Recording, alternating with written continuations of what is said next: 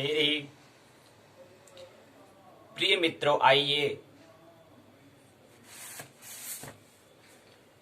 4 दिसंबर 2020 भूमंच ज्योतिष पाठशाला स्वाध्याय दिवस 83वां मनोविज्ञान का दिवस, नवम दिवस, ज्योतिष स्वरूप 28 दिवसीय कार्यक्रम के द्वितीय दिवस में आइए प्रवेश करें। सर्वप्रथम सूर्य उदय, सूर्यदेव का पधारे। कल 6:50 में था, आज 6:51 में, 1 मिनट और थोड़ा लेट, 1 मिनट बाद में 6:51, 8:21, 21, 1:30, 1:32 हो चुका है सूर्यदेव को पधारे हुए, स्थानीय समय, लोकल टाइम। तो आइए हम भी दैनिक कार्यक्रम में के अंतर्गत आने वाले सर्वप्रथम मुख्य कर्तव्य दायित्व जो है स्वाध्याय, आइए स्वाध्याय की पाठशाला में आइए प्रवेश करें।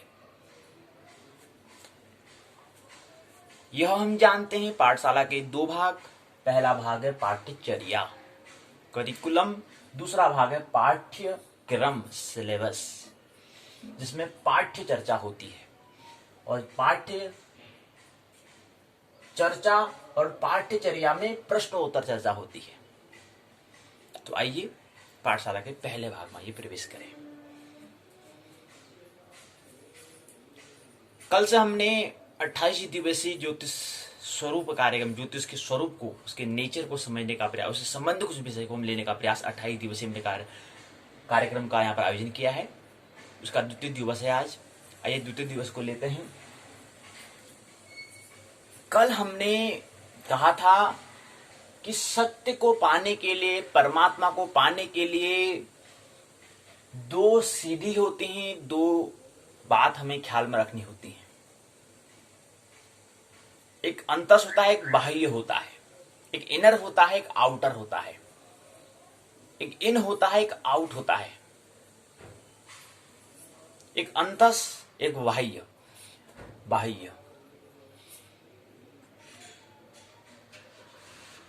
एक सेंटर होता है, एक सर्कमफ्रेंस होता है, एक केंद्र होता है, एक परिधि होता है, एक अध्यात्म होता है, एक अध्यावरण होता है।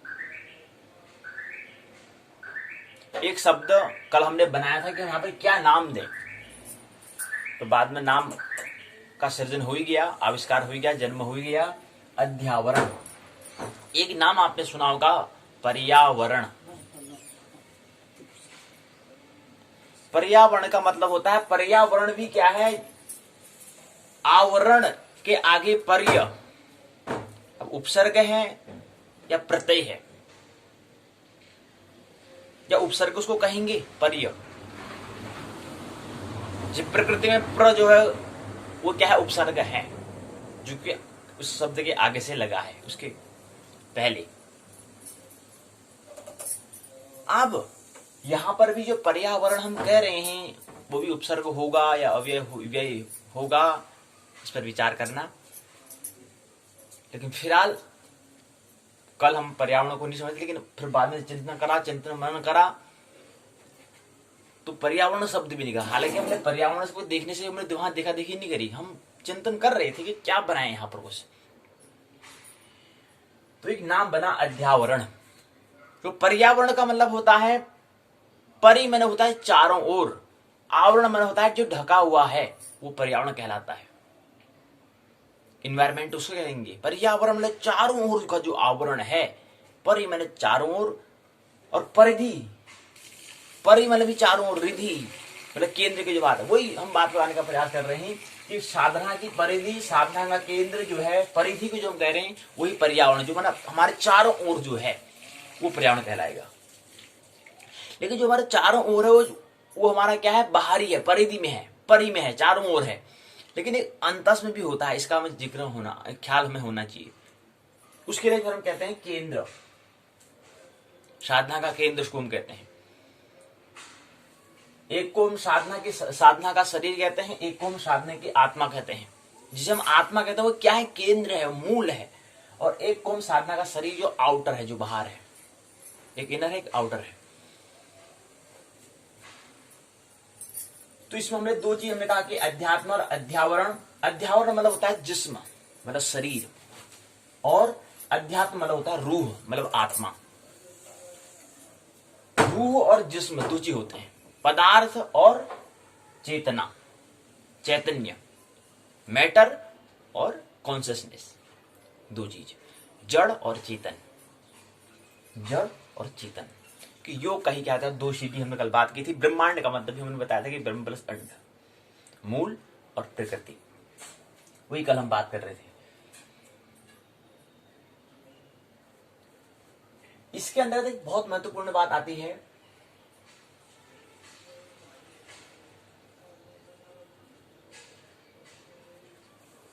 अब ज्योतिष के अंतर्गत देखें, एक शब्द आता है, एक विषय पर बात करते हैं, वो है बॉडी लैंग्वेज। बॉडी मतलब होता है शरीर, लैंग्वेज मतलब होता है भाषा। बॉडी की भाषा मतलब शरीर भाषा, शरीर की भाषा मतलब हम मुंह से ही बोलते हैं, हमारे मुंह से ही जो वाणी से ही जो बोलते हैं, उससे आदमी का हम व्यक्तित्व का, उसका पर्सनालिटी को हम जज नहीं कर सकते हैं, जांच नहीं कर सकते हैं। उसका अन्य माध्यम भी होता है, उसके आचरण, उसकी बॉडी लैंग्वेज, उसका हाव भाव जो है, उससे भी उसको हम जज कर सकते हैं, उसको परख सकते हैं, जज कर सकते हैं। मनोवैज्ञानिक कहते हैं, क्या कहते हैं, मनोविज्ञान की जो खोज है वो व्यक्ति की ही, हमने क्या कहा, हमने कहा मनोविज्ञान क्या है, मनोविज्ञान पर्यावरण, जो हमारा जो वातावरण, जो हमारा एनवायरमेंट है, उसके परिप्रेक्ष्य में हमारी जो अनुभूति हो रही है, जो फीलिंग हम कर रहे हैं, और जो हमारा आचरण या बिहेवियर, जो हमारा व्यवहार जो है, उसका अवलोकन करना, देखना, जांच करना कि अगर ऐसा एनवायरमेंट है तो उसमें कुछ परिवर्तन हो रहा नहीं हो रहा है, अगर ऐसा एनवायरमेंट अगर है तो कुछ परिवर्तन, तो अनुभूति हो रही नहीं हो रही, फीलिंग्स और बिहेवियर में कुछ परिवर्तन हो रहा नहीं हो रहा है। इसकी जांच, इसकी परख का नाम है मनोविज्ञान। ऐसे विज्ञान का जो है वो है मनोविज्ञान। और अनुभूति और जो हमारा व्यवहार है, उसके योग से हमारा बनता है अनुभव, हमारा एक्सपीरियंस बनता है, हमारा अनुभव बनता है। फीलिंग्स और हमारे बिहेवियर से, हमारे आचरण से क्या बनता है, हमारा अनुभव बनता है, हमारा एक्सपीरियंस बनता है, अनुभव। और अनुभव और हमारे सेंस, समझ, अंडरस्टैंडिंग, और हमारा जो सेंस है, जो अंडरस्टैंडिंग है, उसमें अगर हम एक्सपीरियंस, अपना अनुभव को अगर जोड़ देते हैं, उसका योग हो जाता है, तो हमारा व्यक्तित्व बन जाता है, पर्सनालिटी बन जाती है। पर्सनालिटी के लिए हमें, अब हमने कहा कि पर्सनालिटी व्यक्तित्व है। जैसे यहां पर क्या है, हमने कहा कि जिस्म और रूह, आत्मा और शरीर, जिस्म में शरीर हो गया, रूह में आत्मा हो गया, आत्मा और शरीर, ऐसे हमारे वहां पर जो हम समझ कह रहे हैं वो क्या है, रूह से आत्मा है संबंधित है, और जिस्म जो शरीर जो हम कह रहे हैं वो किससे संबंधित है, हमारे अनुभव से। अब बॉडी लैंग्वेज क्या होता है, थोड़ा एक दो बात को समझेंगे, फिर उस पर चिंतन करेंगे। ये तो केवल एक हम दृष्टांत, एक जिक्र ले रहे हैं, फिर उसके बाद हम खुद अपना क्या करेंगे। एक तो हमने एक विषय, टॉपिक, प्रकरण हम बात करेंगे, एक टॉपिक पर बात करेंगे, उसके बाद चिंतन करेंगे, जिसमें खाली वक्त होगा उसमें चिंतन मनन करेंगे कि हाँ ये भी होता है। इसको फिर हम उसको एक्सपेरिमेंट करेंगे, प्रयोग में लाएंगे कि होता है नहीं होता है, कहने, किसी के कहने से नहीं होता है, बिना जब तक उसको हम प्रयोग में लाएं। यहाँ पर बात कहती हमने ऐसा होता है, और बिना प्रयोग के, बिना एक्सपेरिमेंट के जो कर रहा है, प्रयोगशाला के जो कर रहा है, बिना प्रयोग के जो कर रहा है, वो उसकी समझ नहीं बनेगी, उसका अनुभव नहीं बन सकता। ये हमें ख्याल रहना चाहिए। तो कुछ बातें हैं बॉडी लैंग्वेज के अंतर्गत, शरीर कि भाषा आदमी की जो बोलने की तरीका है उससे भी आदमी को हम, कहने का मतलब है किसी को जज करना। अगर मौन अगर आपके साथ बैठा है, अगर आप आपस में दोनों बात कर रहे हो, उसको आप जज कर सकते हो। कहने का मतलब ये है कि अगर आप अपनी बात को, आपने कुछ अनुभव कर दिया है भविष्य में, आप अपनी बात को किसी को साझा करना चाहते हैं, तो वहां पर आपको ये ध्यान रखना होगा। गीता में भी कृष्ण अर्जुन से यही कहते हैं, हे अर्जुन, वहां पर जिक्र आता है, उल्लेख आता है कि जो गुरु है, जो शिक्षक है, उसको बहुत महत्वपूर्ण बात ध्यान रखनी होती है कि उसको पहले जज करना है कि वो उस बात को समझने का अधिकारी है, योग्य है, एलिजिबिलिटी योग्यता रखता है या नहीं रखता है। ये पहले अनुभव कर, ये पहले उसको जज पहले कर लेना होता है, उसको परख पहले लेना होता है। कहने का मतलब अगर आप किसी मित्र से अगर आप बात करना चाहते हैं, आप अपनी बात को साझा करना चाहते हैं, शेयर करना चाहते हैं, तो उसके लिए आपको उस व्यक्ति का क्या होनी चाहिए, तैयारी भी तो होनी चाहिए, वो सुनने का अधिकारी श्रोता भी तो होना चाहिए उसने। अगर वो आपकी बात को सुनने को उत्सुक होगा तो उसके आचरण में, उसके व्यवहार में, उसके शरीर में कौन सी घटना होगी। जैसे अर्जुन का क्या हुआ, जब मन से अंतर से जब डावाडोल हो गया था, तो उसके तत्क्षण शरीर में परिणाम क्या हुआ कि वो हाथ पैर कांपने लग गए, धनुष जो है हाथ से गिरने लग गया। तो ये परिणाम शरीर में हुआ, भाई बात की घटना है। ये दूसरी स्थिति कहलाएगी। पहली तो मन कमजोर रहा होगा, दृढ़ संकल्प नहीं रहा होगा अर्जुन का, तभी तो घटना शरीर में होती है, क्योंकि शरीर अनुगामी है मन का, माइंड का। तो ऐसे ही जब कोई व्यक्ति, जब आपस में बात कर रहे हैं, कम्युनिकेशन कर रहे हैं, संवाद कर रहे हैं, चर्चा कर रहे हैं, तो वहां पर जो बताने वाला व्यक्ति है, दोनों को ख्याल रखना चाहिए कि ये मेरी बात को सुनने वाला नहीं है। समूह में या ग्रुप में, अगर आप ग्रुप डिस्कशन, समूह में अगर आप डिस्कशन कर रहे हैं, चर्चा कर रहे हैं, तो वहां पर भी हमें ख्याल रखना चाहिए। और अपनी बात किसी दूसरे व्यक्ति को बताना चाहते हैं, उसको कितने समय तक बताना है, आपको जज पहले ही कर लेना है, पहले ही परख लेना है कि ये मेरी बात को समझ पा रहा है, नहीं समझ पा रहा है। नहीं तो बात को वहीं पर विराम दे देना चाहिए, कहना चाहिए कि आज के लिए इतना ही काफी है। हरि ओम तत्सत,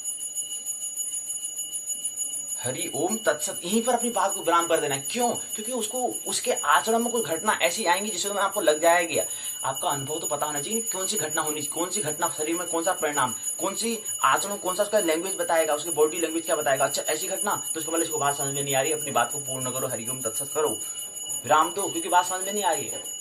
अब क्या होता है, पहली बात तो ये होता है कि अगर कोई प्रेम से अगर भरा है, अगर आप कोई बातें समझा रहे हैं, जब दोनों आपस में बात कर रहे हैं, दोनों अगर जिज्ञासु पिपासु होंगे, तो क्या होगा, अब कोई मित्र दूसरे मित्र को बता रहा था, दूसरे मित्र का शरीर का जो बॉडी जो बताएगी, शरीर जो बताएगा, शरीर में घटना ये होगी, जो आचरण के हिसाब से ये बताएगा कि अगर प्रेम से भरा हुआ होगा, प्रेम पूर्ण होकर उसको जिज्ञासु के भांति से श्रवण कर रहा होगा, सुन रहा होगा, तो वह क्या करेगा, उसका परिणाम शरीर में क्या होगा, उसके शरीर से क्या घटना हो रही होगी, आचरण से क्या हो रहा होगा। जो बताने वाला व्यक्ति जो जिसको बता रहा है, साझा कर रहा है, जो श्रोता वक्ता जो बता रहा है, श्रोता को बताना चाह रहा है, जो दूसरे मित्र को बता रहा है, तो वह जज कर लेगा। अगर वो मित्र क्या है, शरीर में परिणाम, शरीर की जो आचरण है उसके हिसाब से बताएगा। अगर उसका शरीर क्या है, झुक के अगर बैठा है, आगे को,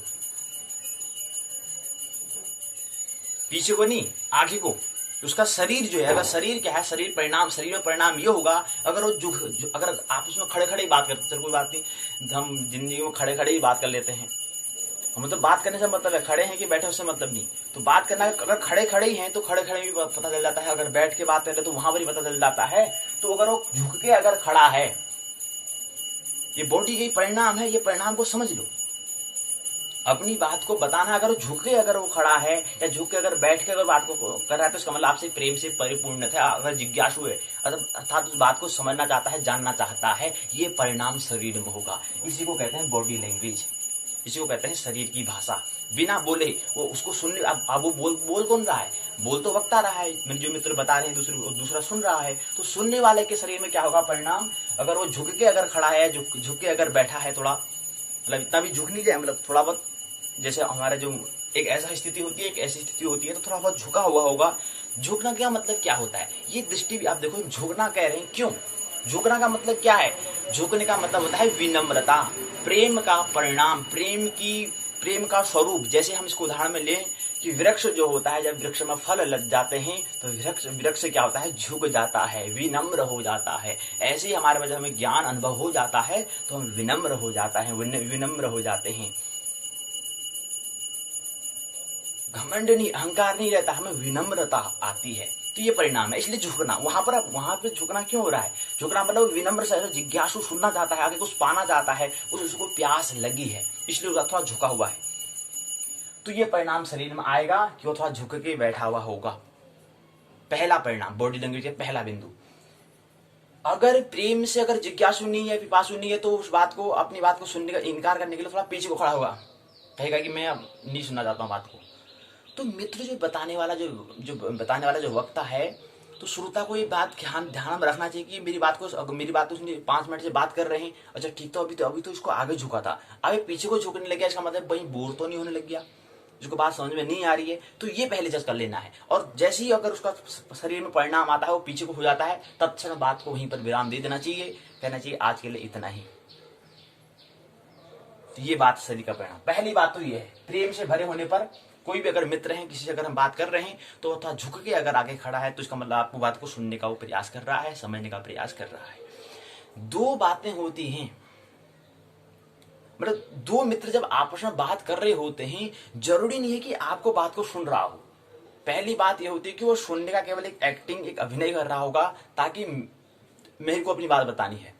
आमतौर पर क्या होता है, जब दोनों आपस में संवाद करते हैं, अधिकतर मौके ये होते हैं कि दोनों एक दूसरे को बात को कहने का मतलब कहना, बस समझे न समझे उससे कोई मतलब नहीं, अपने अपनी कहनी है, उसको भी अपनी कहनी है, उसको भी अपनी कहनी है, सुनने से कोई मतलब नहीं है, सुनना छोड़ो, कौन सुनता है, अपने अपनी कहनी है। जैसी वो बात सुनी तो थोड़ा अपनी बात को बोलना शुरू कर देते हैं। तो पहला तो ये होता है आमतौर पर कि पहली स्थिति ये होती है कि अधिकतर 99-90 जितना भी अधिकतर लोग क्या होते हैं, अपनी बात को केवल कहना होता है, समझने वाली बात नहीं, समझ में आए ठीक नहीं आए तो ठीक, मेरे को तो अपनी बात कहनी है बस, ये होता है इधर। और कुछ समय ऐसा होता है जैसे कृष्ण अर्जुन का संवाद या कोई सत्संग का जहां पर होता है, तो वहां पर कुछ बातें समझने के लिए होती है कि कोई बात मतलब बात समझ में आ जाए, मतलब पहले स्रोत जो वक्ता बता रहा है उसकी बात को मुझे सुनना है, तब जाके मैं उसको बोलूंगा। ये अधिकतर मौके में ये नहीं होता है, कम ही होता है। तो यहां पर हम बॉडी लैंग्वेज की बात कर रहे हैं कि शरीर की भी भाषा होती है बिना बोली भी। उसमें पहली बात ये होगी, प्रेम से अगर कोई प्रफुल्लित है, प्रेम से अगर भरा है, थोड़ा आगे को झुके हुए होगा। इंटरव्यू में क्या होता है, साक्षात्कार में क्या होता है, कोई अनोखा नहीं होता है। वहां पर भी इंटरव्यू जो जज करने वाला है, जो परखने वाला है, वो देख लेगा और बात को विराम देगा, भाई आपके लिए यहाँ पर जगह नहीं है, आप जाइए, क्योंकि आपने अभी तक अपना व्यक्तित्व ही कोई नहीं सुधारा है, तो कहाँ आप यहाँ पर आप काम कर पाएंगे। तो पहले अपने व्यक्तित्व को, पर्सनालिटी को बनाओ। तो पर्सनालिटी को बनाने के लिए हमें अपनी बॉडी लैंग्वेज भी हमारा बहुत मायने रखता है। तो पहली बात, प्रेम से अगर कोई भरा हुआ तो झुक के खड़ा हुआ, झुकना मतलब क्यों है, झुकना मतलब जैसे तुम कह रहे हैं कि विनम्रता का प्रतीक है। वृक्ष जब फल आते तो झुक जाता है, वैसे नहीं झुकता है। अकड़ तो मुर्दा की पहचान होती है, बात आपने सुनी है। तो अकड़ तो मुर्दा जो है, लकड़ी जैसे वो है, जिसके पास कोई चेतना नहीं है, वो होता है। लेकिन विनम्र जिसके पास चेतना होगी, जो विनम्र, जिसमें फल लग जाएंगे, जिसने कुछ अनुभव कर लिया होगा, जिसने प्रेम की अनुभूति, ध्यान की अनुभूति, भक्ति की अनुभूति कर ली होगी, वो झुक जाएगा, विनम्र हो जाएगा। विद्या ददाति विनयम, विद्या क्या है, जो विनय प्रदान करे। और विद्या क्या है, सा विद्या या विमुक्ति। और विद्या वो है जो मुक्त करे, जो स्वतंत्र करे, जो हमें मुक्त करे, स्वतंत्र करे, मोक्ष को, निर्माण को दिलाए, वो विद्या है। तो प्रेम से भरे हुए झुकने पर झुका। और दूसरी बात, अब थोड़ा हम यहाँ पर स्त्री के बारे में बात करते हैं। अगर हम आप चर्चा करेंगे, संवाद करेंगे, अपनी बात को साझा करने के लिए, वो पुरुष भी हो सकता है, स्त्री भी हो सकता है। तो हमें अवलोकन करना है, परख करना है। अगर हम कोई हमारा सुनहरा अवसर अगर हमें अवसर मिल जाता है कि अपनी बात को साझा करने के लिए किसी स्त्री से अगर हम साझा करें अपनी बात, तो वहां पर क्या करना होगा। अगर स्त्री से अगर बात को, अपनी बात से हम साझा कर रहे हैं, तो वहां पर भी हमें कुछ बॉडी लैंग्वेज से ख्याल रखना होगा, ध्यान रखना है, जज करना है हमें। क्या जज करेंगे, अगर स्त्री प्रेम से प्रफुल्लित, वही बात हम बात कर रहे हैं कि अगर वो बात को सुनने की अगर जिज्ञासु होगी, तो वो क्या करेगी, पीछे की तरफ झुककर नहीं बैठेगी। अगर आपस में बात कर रहे हैं, अगर पास पास में अगर बात कर रहे हो, तो वो क्या होगी, इसका अगर बचने का प्रयास करेगी तो पीछे की तरफ झुककर। पीछे मतलब क्या हो, वो थोड़ा विपरीत, विनम्रता को नहीं दिखा रहा है, विनम्रता का ठीक विपरीत दिखा रहा है। नहीं, पीछे को भाई मैं आपसे दूर हट रही हूँ, आप जो बात कर रहे हैं ना, ये बात को सुनने की मेरी इच्छा नहीं है, मेरी जिज्ञासा नहीं है, बात को छोड़ो। लेकिन क्या वो ये दूसरा व्यक्ति, बताने वाला जो व्यक्ति, वो बात को समझ पा रहा है, बॉडी में परिणाम क्या है, उस परिणाम को समझ पा रहा है, वो समझ पा रहा है। क्योंकि पीछे वो खड़े मतलब मैं आप तो आपसे दूर जाना चाहते हैं, आप अपनी बात को विराम करो, जल्दी खत्म करो, मैं जाना है, मेरे को और काम भी करने हैं। वो पीछे हटने का मतलब दिखा रहा है। बॉडी में जो परिणाम, जो शरीर में परिणाम हो रहा है, वो ये दिखा रहा है कि मैं जा रहा हूँ, लेकिन अब मजबूरी है, थोड़ा औपचारिकता, शिष्टाचार विहार में उठ नहीं पा रही हूँ, लेकिन मैं पीछे को जा रही हूँ। आपको बात को समझ में नहीं आ रही है, मेरे को और काम भी करने हैं, बात को जल्दी विराम दो। लेकिन जो बताने वाला व्यक्ति, वो शरीर को कहाँ देगा, वो तो अपनी बात तो कहनी है, कहे जा रहा है। लेकिन जो समझदार व्यक्ति होगा, जो अंडरस्टैंड जिसने क्रिय होगी, समझ इसको होगी, वो तत्क्षण समझ में आएगा, अच्छा शरीर में ये परिणाम, तत्क्षण बात को विराम दो, हरिओम तत्सत करो। क्यों? क्योंकि शरीर बता रहा है कि वो पीछे को जा रहा है। मतलब आप जो बता रहे हैं, ये बात मुझे समझ में नहीं आ रही है, हम पीछे को अपनी बात यहाँ से जाना चाहते हैं, ये परिणाम पर चिंतन करना है। ये बात जो हम कह रहे हैं, इस पर अथक मंथन करें, विचार करें, विमर्श करें कि ये वाकई में है, इसको प्रयोग में लाएं, प्रैक्टिकल में, एक्सपेरिमेंट में लाएं, एक्सपेरिमेंट करें, उसका प्रयोगशाला में करें, प्रयोग करें उसको। तो अगर बचने का प्रयास, तो पीछे को, अगर वाकई में अगर सुनने की जिज्ञासा होगी, तो थोड़ा झुक के मतलब विनम्रता को दिखाएगा कि वाकई में उसकी बात तो समझ में आ रही है, थोड़ा विनम्र हो रहा है। तो ये होता है। नहीं तो बचने का प्रयास, भागो जल्दी, बचो, पीछे को जाओ। तो दूसरा बिंदु ये हुआ, एक तो हमने बात करी कि प्रेम से भरे हुआ अगर कोई व्यक्ति मित्र से अगर हम बात कर रहे हैं, वो कोई भी हो सकता है, पुरुष होगा या कोई स्त्री, दोनों है, दोनों की हमने बात की। तो वो झुक के क्या होगा, आगे को होगा, झुक के खड़ा हुआ, झुक के बैठा हुआ होगा, थोड़ा बहुत झुका हुआ होगा, पूरा भी नहीं, थोड़ा बहुत झुका हुआ, थोड़ा आगे को, मतलब विनम्र। हम प्रणाम करते हैं ना, प्रणाम करते हम झुकते हैं, झुकना मतलब क्या है, वो हमारी विनम्रता है, वो हमारा स्वभाव है। हाथ को हम जोड़ते हैं, एक अंतस और एक आचरण, एक हमारा व्यवहार को, एक हमारे समझ को, दोनों का योग हो जाता है। मतलब अंतस और बाह्य दोनों का योग, हम जो बता रहे हैं यहाँ पर कि अध्यात्म और अध्यावरण जो है, उन दोनों का योग। हाथ यहाँ पर जो हाथ जोड़ने का मतलब क्या होता है, हाथ को मिलाने का मतलब क्या होता है, कुछ पता है? इन दोनों का हमारा योग हो चुका है, हम दोनों से, हम अंतस से भी और आचरण से भी आपके साथ हैं। आप कहो, आप जो कहना चाहते हैं।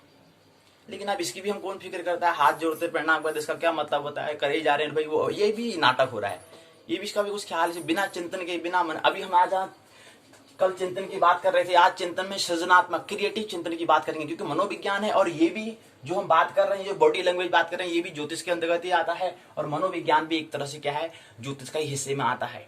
तो हमें तो लोगों को जज करना पड़ेगा भाई। इंटरव्यू हमें बहुत लोगों से अगर मुलाकात भविष्य में मिलेगी, तो वहां पर तो हमें जज करना है, क्योंकि हमें तो अपने योग्य व्यक्ति को चुनना है। सभी व्यक्ति नहीं होंगे, हमारे कुछ बिरले लोग होंगे, कुछ गिने चुने लोगों को हमें चुनना है, उनसे अपनी बात को साझा करना है, अन्यथा ज्यादा साझा करने की अनिवार्यता नहीं है। योग्यता, जो एलिजिबिलिटी, जो योग्य होगा, उसी से हम बात करेंगे, अन्यथा अन्य लोगों से बात नहीं करेंगे। तो पहले हमें जज कर लेना है कि किन किन लोगों से हमें बात करनी चाहिए, किन किन लोगों को, कौन कौन से बात को सुनने के अधिकारी जो हैं, वो योग्य रख पाते हैं, रख पाते हैं, ये पहले हमें जो जांचना परखना है। इसीलिए इस पाठशाला का यहाँ पर हमने 28 दिवसीय ज्योतिष के उपलक्ष्य में हमने यहाँ रखा है। कोई भी यहाँ पर जो संबंधित होंगी, क्या आप हमें बात बताइए, आगे अन्य काम भी अगर हमें करने हैं, उससे सूक्ष्म बात करनी है, लेकिन पहले उस सुनने का अधिकारी हुई पता, बॉडी लैंग्वेज से उसके अगर हम बात समझ जाएंगे तो उसको बात बताएंगे, नहीं तो बात को विराम दे देंगे, हरिओम तत्सत कह देंगे। भाई ठीक है मित्र, आप बात नहीं समझ पा रहे तो आगे बढ़ जाइए, अन्य मित्रों को बुलाएंगे। तो ज्यादा फिजूल का मतलब श्रम नहीं करना है। तो पहले ये जैसे हमें बॉडी लैंग्वेज से परिणाम पता चल जाएगा। तो उनकी भी तैयारी नहीं है, ठीक है, अभी आपकी तैयारी नहीं है, जब तैयारी हो जाए तब आ जाना, तभी बात को सजा कर देंगे। तो ये हम बता रहे थे कि ये भी क्या है, ज्योतिष क्या था, मनोविज्ञान। तो मनोविज्ञान में भी चिंतन की, थिंकिंग की बात कर रहे हैं। तो थिंकिंग, चिंतन क्या होगा, अभी इसको समझेंगे, मनोविज्ञान के बाद में देखेंगे। तो हमें पहली बात तो बताई कि प्रेम से भरे हुआ अगर होगा, तो अगर खड़े होकर भी अगर आप बात कर रहे हैं, तो उस समय भी अगर पता चल जाएगा। थोड़ा झुक के हैं, थोड़ा पीछे को हैं, तो इसका मतलब क्या है, बात समझ में आ रही, नहीं तो बात समझ में नहीं आ रही है। तो पहले आज इस पाठशाला का जब हम यहाँ पर बता रहे हैं, बॉडी लैंग्वेज को बता रहे हैं, तो यहाँ से यह है कि अगर शरीर की जो भाषा है, उसको देखकर अपनी बात को विराम कर देना है। नहीं तो अपनी कहे मतलब क्या है, फिजूल की बात हो रही है, ये गपशप हो रही है। गपशप को सत्संग बनाना है, कैसे सत्संग बने, ये महत्वपूर्ण है। नहीं तो गपशप तो फिजूल की बात है, टाइम पास करने के लिए नहीं है, टाइम पास नहीं है। अपनी बात को आके हमको साझा करना चाहते हैं तो अपने योग्य व्यक्ति को चुनना है, तो उसी से फिर बात करनी, उसी को भी समय देना है। ले दिन भर सुबह आकर बात करना शुरू कर दे, ले भाई लो गपशप मारो, फिर कुछ अनुभव करो ना, कुछ अनुभव करो, कुछ अनुभव साझा करो। वाकई में रोज की वही फिजूल बातें, हाँ मैं तो भी था, वो भी रोज की दैनिक कार्य में तुम्हें यार मैं कल शाम मैंने वो सब्जी बनाई थी, उसमें वो नमक, अच्छा कल शाम ने कौन सी सब्जी बनाई थी। कभी देखा स्त्रियों की गपशप क्या होती है, वार्तालाप। अच्छा कल शाम में क्या बनाया, रोटी बनाया, अच्छा रोटी में कितना पानी डाला, अच्छा सब्जी में नमक डाला नहीं डाला, कौन सा नमक डाला, ये सब्जी कौन सी बनाई। ये बातने के लिए समय यहाँ पर अभी नहीं है। ये महत्वपूर्ण सुनहरा अवसर है मनुष्य शरीर का, हमें मिला है एक, यहाँ से छलांग लगा सकते हैं अंतस जगत के लिए, अपने घर जा सकते हैं। ये तो फिर वही पुनरावृत्त वही चल रहेगा, जन्म जन्मांतर के चक्र में ऐसे भटक जाएगा, फिर निकलना मुश्किल हो जाएगा। यहाँ पर अवसर है तो निकल सकते हैं। तो पहली बात, प्रेम से भरे हुए, अगर कोई प्रेम से अगर कोई भरा है, अगर कोई व्यक्ति जिज्ञासु पिपासु है, तो वो क्या होगा, झुक के खड़ा होगा या झुक के बैठा हुआ होगा। झुकना मतलब विनम्रता को दिखाता है। दूसरा हमने कहा, अगर किसी आगे भविष्य में वो पुरुष भी हो सकता है, आप जो बात साझा कर रहे हैं, साझा करना चाहते हैं, तो वो पुरुष भी हो सकता है, स्त्री भी हो सकता है। अगर स्त्री के साथ अगर आपको साझा करने का अवसर मिले तो वहां पर भी उसकी बॉडी लैंग्वेज से समझ में आ जाएगा। अगर वो क्या है, अगर आपसे बचना का प्रयास करेगी तो पीछे को जाएगी, कहेगी मैं आपसे दूरी बना रही हूँ, पहली बात। और दूसरी, अगर सुनने की जिज्ञासु के साथ झुक कर बैठेगी, वही विनम्रता की हम बात जो कर रहे थे वो यहाँ पर होगा। बचना नहीं चाहेगी, सुनने का प्रयास करेगी तो और भी आसपास मतलब झुक के रहेगी और भी समझने का जिज्ञासा करेगी। ये तो अभी हम एक दो बिंदु पर बात कर रहे हैं। ऐसे बहुत से मतलब बॉडी में जो परिणाम, जो शरीर में जो परिणाम आता है वो मन को दिखाता है। मन का के बाद अनुगामी शरीर होता है। हमने कहा जैसे अर्जुन का वहां पर मन पहले से डावाडोल था, तो बाद में शरीर में परिणाम हुआ कि त्वचा जलने लग गई, शरीर कांपने लग गया था। तो ऐसे ही हम जब कोई बात बता रहा है तो वहां पर भी हमें देख लेना है कि शरीर में घटना क्या हो रही है। अब मन तो बहुत सूक्ष्म बात है, मन के लिए मनोवैज्ञानिक मनोविश्लेषण करने के लिए तो कृष्ण से व्यक्तित्व की आवश्यकता चाहिए भाई। इतना भी हम कृष्ण जैसे व्यक्तित्व तो हमारे पास अगर नहीं है, लेकिन अब मन को तो हम नहीं देख पाते, मन तो बड़ा सूक्ष्म है, लेकिन शरीर में जो घटना हो रही उसको तो हम जज कर सकते हैं, उसका तो हम परख कर सकते हैं, उससे तो हम अनुमान लगा सकते हैं कि ये व्यक्ति क्या है। अभी इसकी सुनने की इच्छा नहीं है, इसलिए अपनी बात को मैंने पूर्ण कर देनी चाहिए, विराम दे देना चाहिए। क्योंकि मैं अपनी बात को केवल कहने वाला नहीं हूं, मेरे को अपनी बात कहनी नहीं है, मेरे को अपनी बात वाकई में किसी व्यक्ति को, योग्य व्यक्ति को साझा करनी है, शेयर करनी है। कोई मैं ऐसा नहीं कि मैं अपनी बात को करते जाऊं कि मेरा उद्देश्य ये नहीं केवल खाली बात को दे देना है, मतलब ये मेरा उद्देश्य नहीं है। मेरा उद्देश्य है कि कोई योग्य व्यक्ति को अपनी बात को साझा कर देनी है, उसको दे देना है। अब योग्य व्यक्ति, मेरे को पहले योग्य व्यक्ति चाहिए। तो तीसरी बात अब आती है, तीसरा बिंदु, अगर आप इंटरव्यू में साक्षात्कार में कभी आपने देखा होगा, स्त्री की हम अगर बात करें, अगर स्त्री प्रेम से होगी, जिज्ञासु होगी सुनने की, वो उस बात पर अगर जिज्ञासु होगा, जिज्ञासा ले रही होगी, तो उसके दो पैर क्या होंगे, दो पैर, आप पैरों की बात करते हैं तो पैर का खुलना, पैरों को एक पैर के दूसरे पैर के ऊपर रखना, पहली स्थिति ये कहलाएगी। पहला तो बॉडी लैंग्वेज में ये कहलाएगा। दूसरा, दोनों शरीर को कहना अलग अलग होना, मतलब पैरों का खुला हुआ होना। तो दो स्थिति है। तो एक है एक पैर के ऊपर दूसरा पैर होना, एक तो स्थिति ये कहलाती है एक पैर दोनों पैर का होना, अलग अलग होना। तो ये दो स्थिति है। अगर ये वाली स्थिति है कि एक पैर के ऊपर दूसरा पैर है, तो उस स्थिति में क्या होता होगा, और जब दोनों पैर खुले होते हैं दोनों स्थिति में क्या होते हैं, ये बॉडी लैंग्वेज से क्या हुआ है, ये भी जज करना होता है, परखना होता है, जब हम किसी बात को किसी अन्य व्यक्ति को साझा कर रहे होते हैं। अब ये हमें चिंतन करना है कि स्त्री के लिए, पुरुष के लिए भी ये नियम लागू होता है नहीं होता है। इस पर आप विचार करेंगे, चिंतन करेंगे कि ये नियम वहां पर भी होता है नहीं, तो उसको भी आप प्रयोग करेंगे, उसको भी आप देखेंगे कि अभी हम यहाँ पर स्त्री की बात कर रहे हैं क्योंकि आमतौर पर यही होता है, लेकिन इसको अपना पुरुष पर भी क्या करेंगे, इसका हम प्रयोग करेंगे। तो क्या होगा, जब दोनों पैर खुले हुए होंगे, दोनों पैर अलग अलग होंगे, तो उसका मतलब वो देता है कि आपके लिए जो आप बताना चाह रहे हैं वो इसलिए मेरा मन खुला हुआ है, अर्थात आपकी बात मेरे को समझ में आ रही है, इसलिए पैर खुले। शरीर में परिणाम, शरीर में क्या घटना होगी, शरीर में परिणाम क्या होगा, शरीर में परिणाम होगा कि शरीर क्या होगा, मतलब दोनों पैर अलग अलग होंगे। ये परिणाम दे रहा है, ये रिजल्ट है कि आपकी बात के लिए मेरे द्वार खुले हुए हैं। ये प्रतीक बॉडी लैंग्वेज से, बॉडी शरीर की भाषा से। तो शरीर की भाषा बताएगी कि आप जो बता रहे हैं वो मेरी बात समझ में आ रही है, आप बताते जाइए। लेकिन जैसे ही वो पैर दूसरे पैर के ऊपर आएगा तो आपके लिए द्वार बंद हो चुके हैं, क्योंकि दोनों क्या हो गए, क्रॉस, एक के ऊपर एक पैर आ चुका है। तो उसका मतलब आप जो बात बता रहे हैं उसके लिए द्वार बंद हो चुके हैं। कृपया अपनी बात को विराम दें। ये बॉडी लैंग्वेज, ये शरीर की भाषा, आचरण के हिसाब से देखें। तो उस मित्र ने तत्क्षण जैसे ही पैर के दूसरा पैर आया, तत्क्षण अपनी बात को विराम कर देनी चाहिए, क्योंकि शरीर का परिणाम हो चुका है। मन पहली घटना हुई, उसके कुछ समय के बाद शरीर में घटना घटती है। तो जैसे ही उन्होंने बताया, कुछ बातें बता रहे होंगे, इतनी बात हो चुकी होगी कि वो बात समझ मन को समझ में नहीं आ रही, मन में वो रुचि, मन में इच्छा, मन को समझ में बात नहीं आ रही होगी, मन को मनोरंजन नहीं हो पा रहा होगा, मन का उत्सव नहीं हो पा रहा होगा। तो मन ने तत्क्षण कहा, धीरे धीरे शरीर में घटना हुई, शरीर आया, तत्क्षण उस शरीर जो पैर था उस दूसरे पैरों पर रख दिया।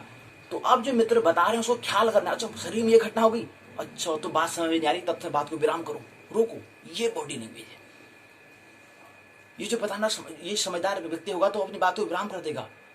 लेकिन मित्रों, महत्वपूर्ण प्रश्न ये होता है, क्या इन बातों पर हमारा ख्याल जाता है? ये कौन कर पाएगा?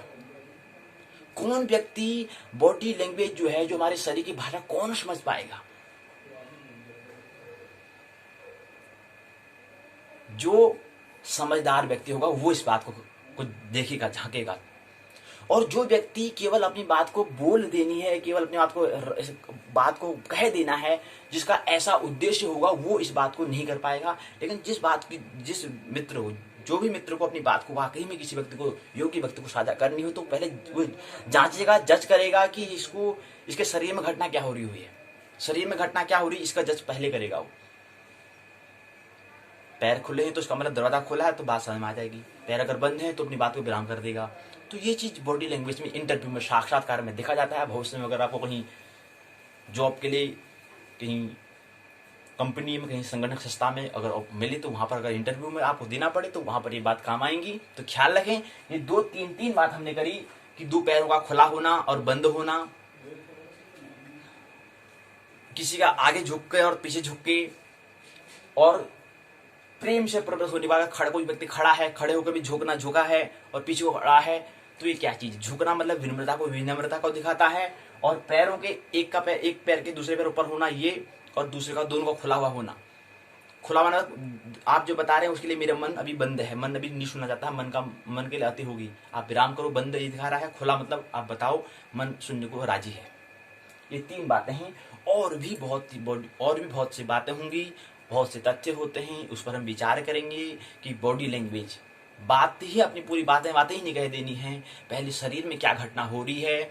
तो शरीर में, क्योंकि हमारा शरीर क्या है, वैज्ञानिक आधारभूत तल है। शरीर की बात को अगर हम समझ जाएंगे तो वहां से हम अनुमान लगा लेंगे कि मन में क्या घटना हो रही होगी। क्योंकि परिणाम क्या हो रहा है, जो परिणाम जो हो रहा है, तो इससे यह स्पष्ट है कि इससे पहले मन में कुछ रहा हुआ होगा, तब ये घटना हो रही है। अब हमको ख्याल है नहीं है कि हम पैर से, ये भी होता है, किसी ने सिखा दिया कि हाँ जब इंटरव्यू जाते तो पैर को ऐसा रखना चाहिए, ये धारणा दे दिए। लेकिन बिना जाने, बिना बॉडी लैंग्वेज को या उसकी वैज्ञानिकता को बताए अगर आप उसे बना देता, तो ये क्या बन जाएगा, नियम बन जाएगा।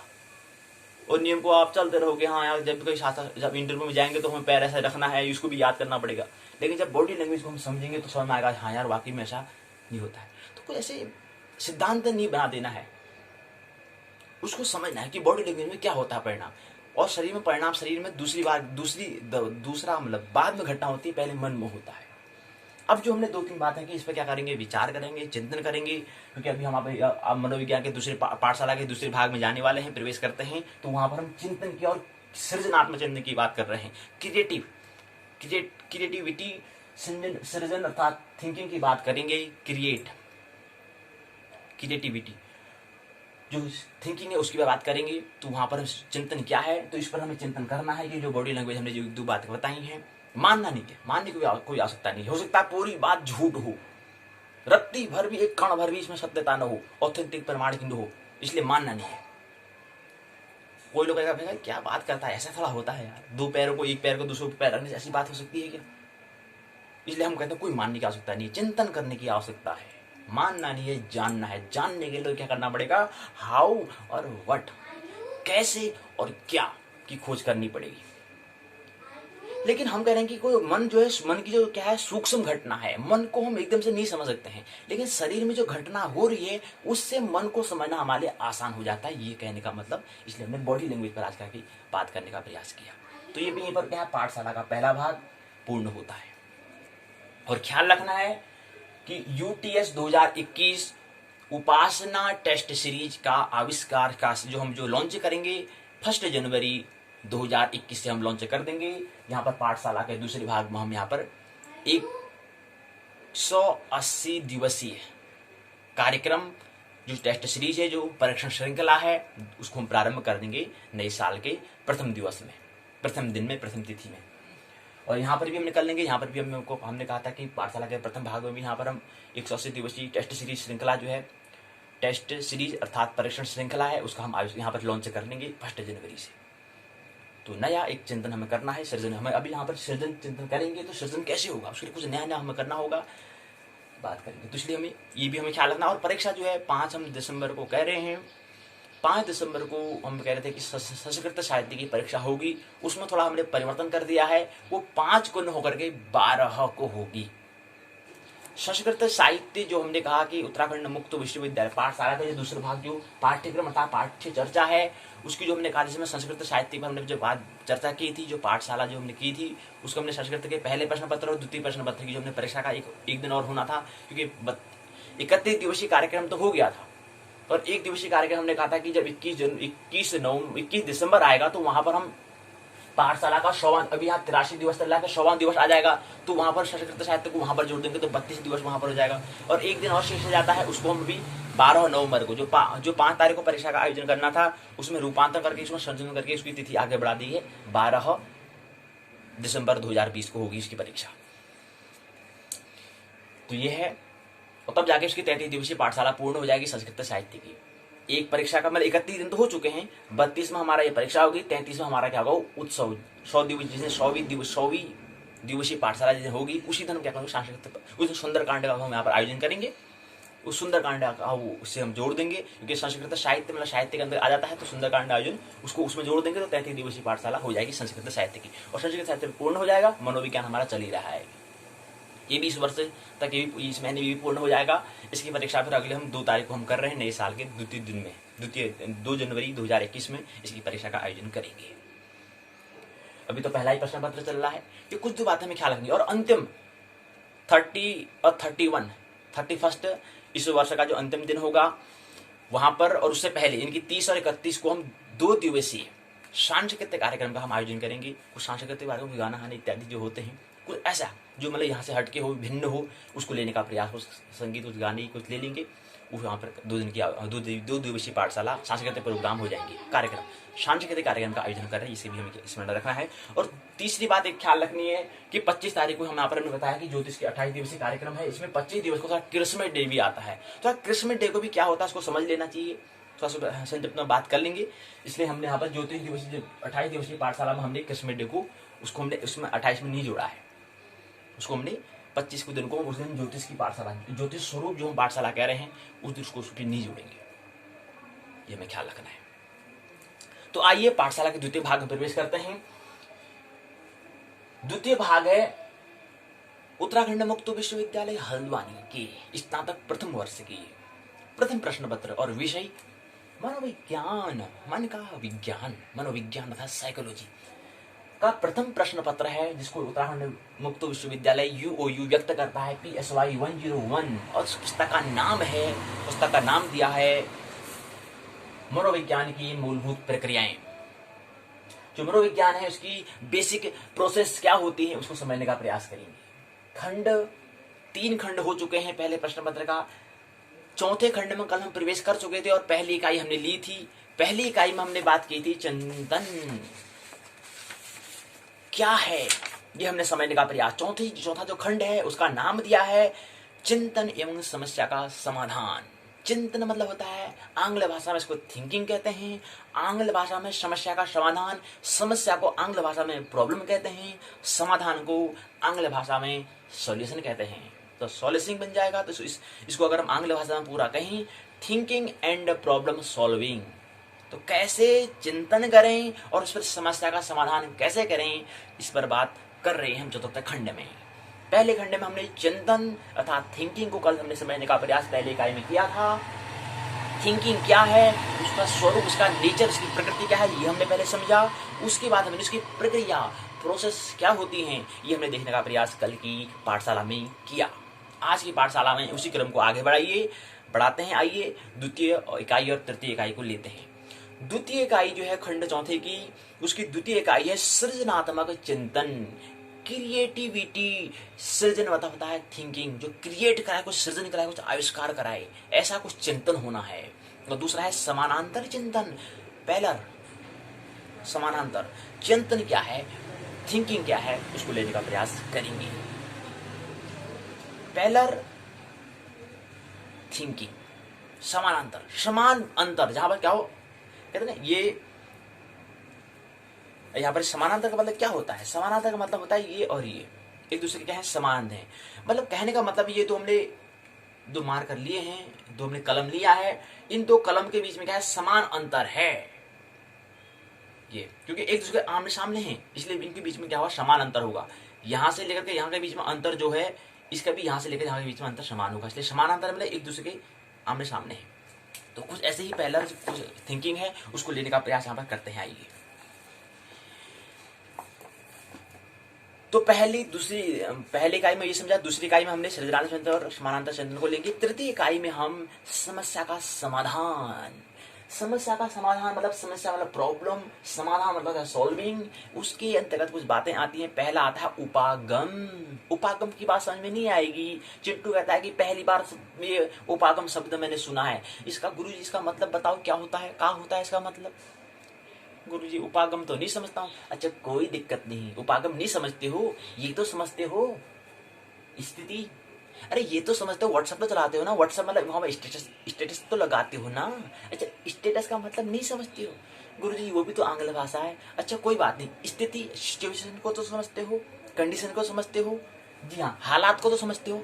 हाँ गुरुजी अब आपने की पत्ते की बात, क्योंकि हालात को मैंने समझा है, हालात मैंने समझा, स्थिति मैंने समझी है, हालात को मैंने बात तो सुन रखा है, अब समझ में। अच्छा हालात की बात हो रही है, जी बिल्कुल हालात की बात हो रही है। गुरुजी हालात इसके अलावा कुछ और शब्द भी होगा, हाँ बिल्कुल होगा, शर्त की बात हो रही है। गुरुजी कुछ और शब्द हिंदी में, अरे अवस्था की बात हो रही है, स्टेट की बात हो रही है। अच्छा गुरुजी अब समझ में आया कि आप बात क्या कर रहे हैं। अच्छा आप कह रहे हैं कि जो समस्या समाधान है उसके दो भाग होंगे। अच्छा दो भाग, इसलिए दो यहाँ पर बात बिल्कुल दी हुई है, दो भाग करके आप यहाँ पर दिखाया गया है। अच्छा गुरुजी इसके बाद क्या होगा, दो, पहला क्या होगा दूसरा क्या होगा ये भी तो बताओ। अच्छा पहला होगा उपागम अर्थात अवस्था, समस्या समाधान की अवस्था कहो, शर्त कहो, स्थिति कहो, हालात कहो, दशा कहो, स्टेटस कहो, सिचुएशन कहो, कंडीशन कहो, कुछ भी कहो। ये पहली समस्या समाधान के अंदर, प्रॉब्लम सॉल्विंग के अंदर पहला भाग ये है। अच्छा गुरुजी दूसरा भाग क्या है, दूसरा भाग है चरण अर्थात पाद। गुरुजी सर आंग्ल भाषा में भी बताओ ना चरण का मतलब क्या होता है। चरण का मतलब होता है स्टेप्स, सीढ़ी। तो गुरुजी अब बात समझ में आ रही है कि आप क्या कहना चाहते हैं। आप ये कहना चाहते हैं कि समस्या समाधान में दो बातें होंगी, पहली होगी अवस्था, दूसरी होगी चरण। और यहाँ पर आपने गुरुजी बताया कि हम दो इकाई तो तृतीय इकाई में तो ये समझेंगे समस्या समाधान के दो भाग को समझेंगे, और पहले जो द्वितीय इकाई है उसमें क्या समझेंगे, उसमें चिंतन को समझेंगे, थिंकिंग को। कल भी से हमने थिंकिंग को समझा था, आज थोड़ा उससे आगे बढ़ेंगे। तो थिंकिंग में हम चिंतन में दो बातें, यहाँ पर भी दो भाग होंगी, पहले सृजनात्मक क्रिएटिव और दूसरा पैरलल। अच्छा तो तभी दिखाया है। हाँ अब यहाँ पर एक शब्द चिंटू पूछ रहा है कि उपागम, थोड़ा उपागम के बारे में थोड़ा बता दो ना गुरुजी। अब उपागम तो बता रहे हैं, इसको भी तो थोड़ा समझ लेते हैं, पहली बार दर्शन हो रहे हैं शब्द की, इसको भी थोड़ा बता दो इसका मतलब क्या है। तो उपागम का मतलब होता है, उप मन होता है नजदीक, पास, आगम मन होता है आना। तो उपागम जो शब्द है ये दो शब्दों से मिलकर बना हुआ है, उपधन आगम। उप का मतलब होता है पास, नजदीक, और आगम माने आना। तो कुछ ऐसे ही उसको कहते हैं उपागम। एक शब्द आपने सुना होगा उपासना, एक शब्द आपने नाम सुना होगा उपनिषद। क्या मतलब होता है उपनिषद का, क्या होता है उपासना का मतलब? उपासना का, और इसलिए हमने उपासना से संबंधित हमने जो नए साल जो आएगा, जो परीक्षण श्रृंखला है, जो टेस्ट सीरीज है, उसका नाम ही हमने क्या दे दिया है? उपासना। उपासना का मतलब क्या है? उपासना का मतलब होता है, उप माने होता है पास, आसन मतलब जाना, बैठ जाना, उसके पास बैठना। अब किसके पास बैठना है ये आप जाने, लेकिन उसके पास बैठना है। लेकिन उपनिषद में हो रहा है तो इसका मतलब क्या है? हमें परमात्मा के साथ जुड़ना है। तो उसके साथ पास मतलब जहाँ मंदिर है, मंदिर में हमें क्या करनी, कुछ और कृत्य नहीं करने, केवल हमें उपासना करनी है। मतलब जब मंदिर में जाएंगे तो वहां पर क्या है, केवल हमें उसके पास बैठ जाना है। तो मंदिर में हमने बना रखा कि यहाँ पर एक भगवान है, हमने कह रखे हैं, तो वहां पर हमने हमारी क्या है, वहां पर हमने मान रखा, वहां पर श्रद्धा है कि यहाँ पर भगवान है, तो वहां पर हमें क्या हो जाना है? उपासना करनी है। मतलब उसके पास, वहां पर मंदिर के वहां पर हमें पर बैठ जाना है। कोई अन्य कीर्तन नहीं करना है, राम राम कोई भजन नहीं करने हैं, हमें क्या करना है? वहां पर बैठ जाना है बस। उपासना मतलब होता है उसके पास बैठना। ऐसे ही उपागम मतलब उप, उसके पास आना, पास आना, उपागम। उप मतलब होता है पास, आगम मतलब आना, तो उसके पास आना। तो ऐसे कुछ क्या है, मतलब उसका हालात, स्थिति, मतलब समस्या का समाधान की हालात कैसी होती होगी, सिचुएशन कैसी होती होगी, कंडीशन कैसी होती होगी, स्टेटस कैसी होती होगी, दशा कैसी होती होगी, शर्त क्या होती होगी, ये बात को हम समझने का प्रयास करेंगे। दूसरा, इसके चरण क्या होंगे, पाद क्या होंगे, स्टेप्स क्या होंगे, ये लेने का, सीढ़ी क्या होंगी, ये हम समझने का प्रयास दो बातों का करेंगे। लगता है पाठशाला का हम परिचय हो चुके हैं। आइए अब आगे बढ़ते हैं। उत्तराखंड मुक्त विश्वविद्यालय के द्वारा जो निर्मित पुस्तक है, पाठ्य पुस्तक है, उसके माध्यम से इसको आइए समझते हैं। बाकी थोड़ा रूपरेखा यहाँ पर बता देते हैं कि हम यहाँ पर पहली, दूसरी, चतुर्थ खंड चिंतन समस्या समाधान के अंतर्गत पहला है, और द्वितीय इकाई जो है उसका हमने नाम कहा कि क्या है? चिंतन और सृजनात्मक चिंतन और समानांतर चिंतन होगा। तो इसमें पहला प्रस्तावना, दूसरा उद्देश्य, तीसरा स्वरूप है। स्वरूप किसका? सृजनात्मक चिंतन का। इसके अंतर्गत यहाँ पर तीन बातें होंगी, तीन भाग होंगे। पहली विशेषता, विशेषता 7 विशेषता होंगी। दूसरा अवस्था, अवस्था 4 होंगी, 4 बिंदु होंगे, उसमें 4 बातें होंगी, और गुण भी 6 है, उस पर भी बात करेंगे। अरे बात तो नहीं करेंगे, केवल ले रहे हैं क्योंकि समय इतना नहीं है कि विस्तार से बात कर लें। उसके लिए तो फिर हमें नए साल से हम थोड़ा हमने कर रखा है कि 4 बार हम test series, quarter final, semifinal, quarter two final और फाइनल, 4 चरणों में समझेंगे तो ही हमें वहां पर विस्तार से बात हो सकती है। वो करेंगे स्नातक द्वितीय वर्ष में करेंगे, प्रथम वर्ष में समय नहीं है, इसलिए हम केवल यहाँ पर भाग को एक रूपरेखा केवल संक्षिप्त में ले रहे हैं, केवल इसको समरी तौर पर ले रहे हैं। तो यहाँ पर अवस्था 4 होंगी। अब 4 अवस्था का क्या है, उस पर विस्तार से बात नहीं हो पाएगी। कहने का मतलब ये है, कहने का मतलब है वहां तो क्योंकि समय भी नहीं है तो नहीं कर पाएंगे 4 अवस्था कौन कौन सी है। लेकिन जब द्वितीय वर्ष में प्रवेश करेंगे तो वहां पर हमारा प्रयास ये रहेगा कि जो 7 विशेषता है वो 7 विशेषता कौन सी है, उस पर हमारा जोर रहेगा। तो वहां पर हमें ध्यान देना होगा कि 7 विशेषता कौन सी है। भले वहां पर भी विस्तार से नहीं दे पाएंगे, लेकिन थोड़ा थोड़ा से बात कर लेंगे। यहाँ पर तो थोड़ा थोड़ा भी बात नहीं हो पाएगी, कहने का मतलब ये है। तो अगले साल में थोड़ा परिवर्तन, थोड़ा और आगे बढ़ेंगे, और उसके बाद अगले तृतीय वर्ष में जो होगा तो और विस्तार से बात करेंगे। वहां पर हमें और समय मिल जाएगा, हो सकता है 200 दिन, 225 दिन हमें मिल जाएगा, तो 225 दिवसीय कार्यक्रम हो जाए तो वहां पर हम विस्तार से बात कर लेंगे साहब, क्योंकि वहां पर 4 हमारे पास समय पर्याप्त होगा, हमारे पास समय हमारे पास होगा। लेकिन यहाँ पर समय नहीं है, क्योंकि दिसंबर में ये दिसंबर में हमारा जो है स्नातक प्रथम वर्ष का पाठ्यक्रम को पूर्ण कर देना है। तो पूर्ण करने के लिए पहले से रूपरेखा तैयार है, तो उसके हिसाब से यहाँ पर अभी ऑर्डर नहीं है, भी आज्ञा नहीं है, आज्ञा नहीं मिली है, तो इसलिए बात नहीं करेंगे। 7 विशेषता कौन सी है खुद देखो, विद्यार्थी स्वयं करें, शिक्षार्थी स्वयं करें, खुद करें। तो विशेषता 7 है, अवस्था 4 है, गुण 6 है, उसके स्वरूप सृजनात्मक चिंतन की। उसके बाद ये तो केवल संक्षिप्त में कुछ बातें थी, लेकिन इसके बाद दूसरा भाग, इसके 2 भाग पर भी हम बात करेंगे। 2 भाग होते हैं सृजनात्मक चिंतन के, क्रिएटिविटी चिंतन के 2 भाग होते हैं। पहला होता है अभिसारी। अभी आपको भी ध्यान दिया होगा, अपने लेंस से थोड़ा विज्ञान का ऊपर समझा होगा, तो साइंस को समझा होगा, तो वहां पर 2 बातें आती है, एक अभिसारी होता है, एक अपसारी होता है। लेंस मतलब एक को तो ऐसे इकट्ठा हो जाना, पूरी किरणों को एक कर लेना। जैसे आपने लेंस से देखा, अगर लेंस में अगर सूर्य को और लगाते हैं तो वहां पर सूर्य की जो किरणें आती है उनको एकजुट करके, अगर हम उस लेंस को अगर हम सूर्य की ओर दिखाएं और उसके नीचे अगर कागज रख देना तो कागज जल जाएगा। कैसे जलता है, कभी गौर किया, कभी चिंतन किया, कभी प्रश्न वही बनेगा कि चिंतन किया आपने, थिंकिंग किया, समझ उसको आपने समझा कि क्या और कैसे होता होगा ये, हाउ और व्हाट क्या है और कैसे है, ये कैसे हुआ कि हम लेंस को सूर्य को लगाते हैं तो सूर्य कुछ समय के बाद वहां पर कागज जल जाते हैं। या कागज नहीं जलते कोई दिक्कत नहीं है, लेकिन लेंस को सूर्य को लगाएं, अपने हाथ पर उसको लगाएं तो हाथ में जलने, जैसे हम आग में हाथ लगाते हैं वैसे ही होता है। क्या कारण है? तो सूर्य की जो पूरी किरणें फैली थी उसको एकजुट कर दिया। तो एकजुट करके क्या करते हैं, पूरे प्रकाश को, उसमें जो ऊर्जा है उसको एक जुड़ जाती है और हाथ में जलने का, और कुछ समय लगाए तो हाथ जल भी जाएगा। तो ये एक होता है अभिसारी मतलब एक किरणों का एकजुट हो जाना, और एक होता है अपसारी मतलब फैलना। तो लेंस भी दो होते हैं, एक होता है कि अपनी एकजुट कर देना, एक होता है फैला देना। तो वही दो चिंतन होते हैं कि एक अभिसारी होता है, एक अपसारी होता है चिंतन। ये पहला भाग। दूसरा भाग है स्वरूप। स्वरूप किसका? समानांतर चिंतन का। पैरेलल जो थिंकिंग है उसकी बात करेंगे। यहाँ पर पहली प्रकृति, दूसरी विशेषता, तीसरा गुण। गुण में टोपी आती है, छह चिंतन टोपी होती है। टोपी भी क्या है? 6 चिंतन टोपी है, ख्याल रखना। और प्रकृति और विशेषता, प्रकृति विशेषता पर बात करेंगे। उसके बाद आता है सृजनात्मक चिंतन। क्या है सृजनात्मक चिंतन? का मतलब होता है, सृजन मतलब होता है आविष्कार करना। चिंतन का मतलब होता है मंत्रणा करना, विचार विमर्श करना, मनन करना, मन के द्वारा प्रश्न पूछना, पूछ के फिर उसका उत्तर देना, उत्तर खोजना, शोध करना, अनुसंधान करना, प्रश्न करना। प्रश्नों को अगर उसका उत्तर नहीं मिल रहा है तो गुरुओं के पास जाना, गुरुओं से पूछना। ये सब क्या है? सृजनात्मक चिंतन कहलाएगा। कि चिंतन का मतलब होता है कि प्यास होनी चाहिए उसको कुछ खोजने के लिए, सत्य को जानने के लिए, अस्तित्व में क्या है उसकी खोज के लिए हमें कुछ। चिंतन मतलब होता है कि प्यास होनी, जिज्ञासा। चिंतन कौन करेगा? जिसकी प्यास, जिसको जिज्ञासा होगी वही तो कर पाएगा ना। नहीं तो काम चल रहा, खाना मिल जाता, ठीक है, पेट की पूजा हो जानी चाहिए, फिर बाद में और उपाय दूजा।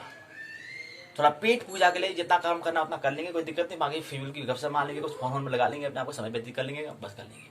लेकिन जिस व्यक्ति की पेट की पूजा हो जाती है, उसके बाद उसकी शुरुआत अगर चिंतन करने वाला व्यक्ति होगा तो उसकी फिर पूजा कौन सी होगी? मन की पूजा। उसका मन की पूजा जब पूर्ण हो जाती है, उसका फिर किसकी पूजा? आत्मा की पूजा। कम से कम 3 स्तर, बाकी अन्य कोई भी स्तर होंगे, लेकिन 3 स्तर में क्या होता है, सभी आ जाते हैं। इन 3 अवस्थाएं होती हैं, 3 जरूरत होती है, शारीरिक, मानसिक और आत्मिक। फिजिकली, साइकोलॉजिकली और स्पिरिचुअली 3 अवस्थाएं होती हैं, 3 जरूरतें होती हैं, 3 नीड्स होती हैं। तो चिंतन मतलब होता है मंत्रणा करना, अर्थात विचार विमर्श करना। और चिंतन का मतलब होता है चिन्ह और तन, मतलब चिंतन में बना है तो चिन्ह मतलब होता है मन, और तन मतलब होता है शरीर। चिंतन का मतलब होता है तन से भी और मन से भी। तन और मन से क्या करना है? हमें जुटना, उस काम को करना, तन और मन से दोनों से जुड़ जाना। तो जो चिंतन में होता है चित्त, चिन्ह मतलब होता है चित्त से बना है। चित्त और तन मतलब शरीर और मन, चित्त से, मन से हमें क्या करना है? उसमें खोज करना, वो चिंतन कहलाता है। मतलब कोई बात, अगर कोई काम कर रहे हैं, कोई कर्म करने के लिए, उसमें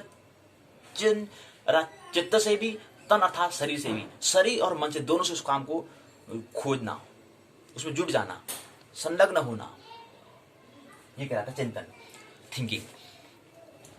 इसके अंदर गुणों बताया 6 टोपी होते हैं, सफेद टोपी, पीली टोपी, काली, लाल, हरी, नीली। तो चिंतन जो भी है, चिंतन की भी 6 टोपी हैं। 6 कौन सी हैं? 6 रंग के नाम याद कर लो। पहला सफेद है, दूसरा पीली है, तीसरी काली है, चौथा लाल है, पांचवा हरी है, छठा नीली है। अब याद करने का तरीका क्या है? सफेद, पीली, काली, लाल, हरी, नीली, पीछे टोपी लिखा रखा है बस। पर आपको ये 6 रंग आपको याद होने चाहिए। सफेद, पीला, काला, लाल, हरा, नीला, ये 6 ऐसे चिंतन की हमारी टोपी होती है। तो यहीं पर क्या है, पाठशाला का जो भाग दूसरा की इकाई, खंड चौथे की जो द्वितीय इकाई है, वो इसका यहाँ पर सूत्र का पूर्ण हो जाती है। ये पट्टे के हिसाब से, अभी पुस्तक के माध्यम से पूरा नहीं हुआ है। तीसरा भाग, अंतिम भाग, चौथे खंड का अंतिम तीसरी इकाई है। फिर ये चौथा खंड भी है, चिंतन और समस्या समाधान, थिंकिंग और प्रॉब्लम सॉल्विंग, वो खंड को आ जाएगा, पूर्ण हो जाएगा। अंतिम तीसरा खंड है प्रस्तावना, उद्देश्य, समस्या के समाधान के उपागम मतलब होता है हालात, शर्त या दशा। इसके 3 भागों में प्रकृति, निर्धारक तत्व और अवस्थाएं। अब ज्यादा विस्तार से बात नहीं करेंगे, केवल 3 का निशान हम दिखा देंगे कि उसकी प्रकृति में कितनी बातें हम करेंगे। पहली, दूसरी, तीसरी, चौथी, पांचवी, छठी, 6 भाग होते हैं। और साथ साथ कुछ और बातें भी होंगी।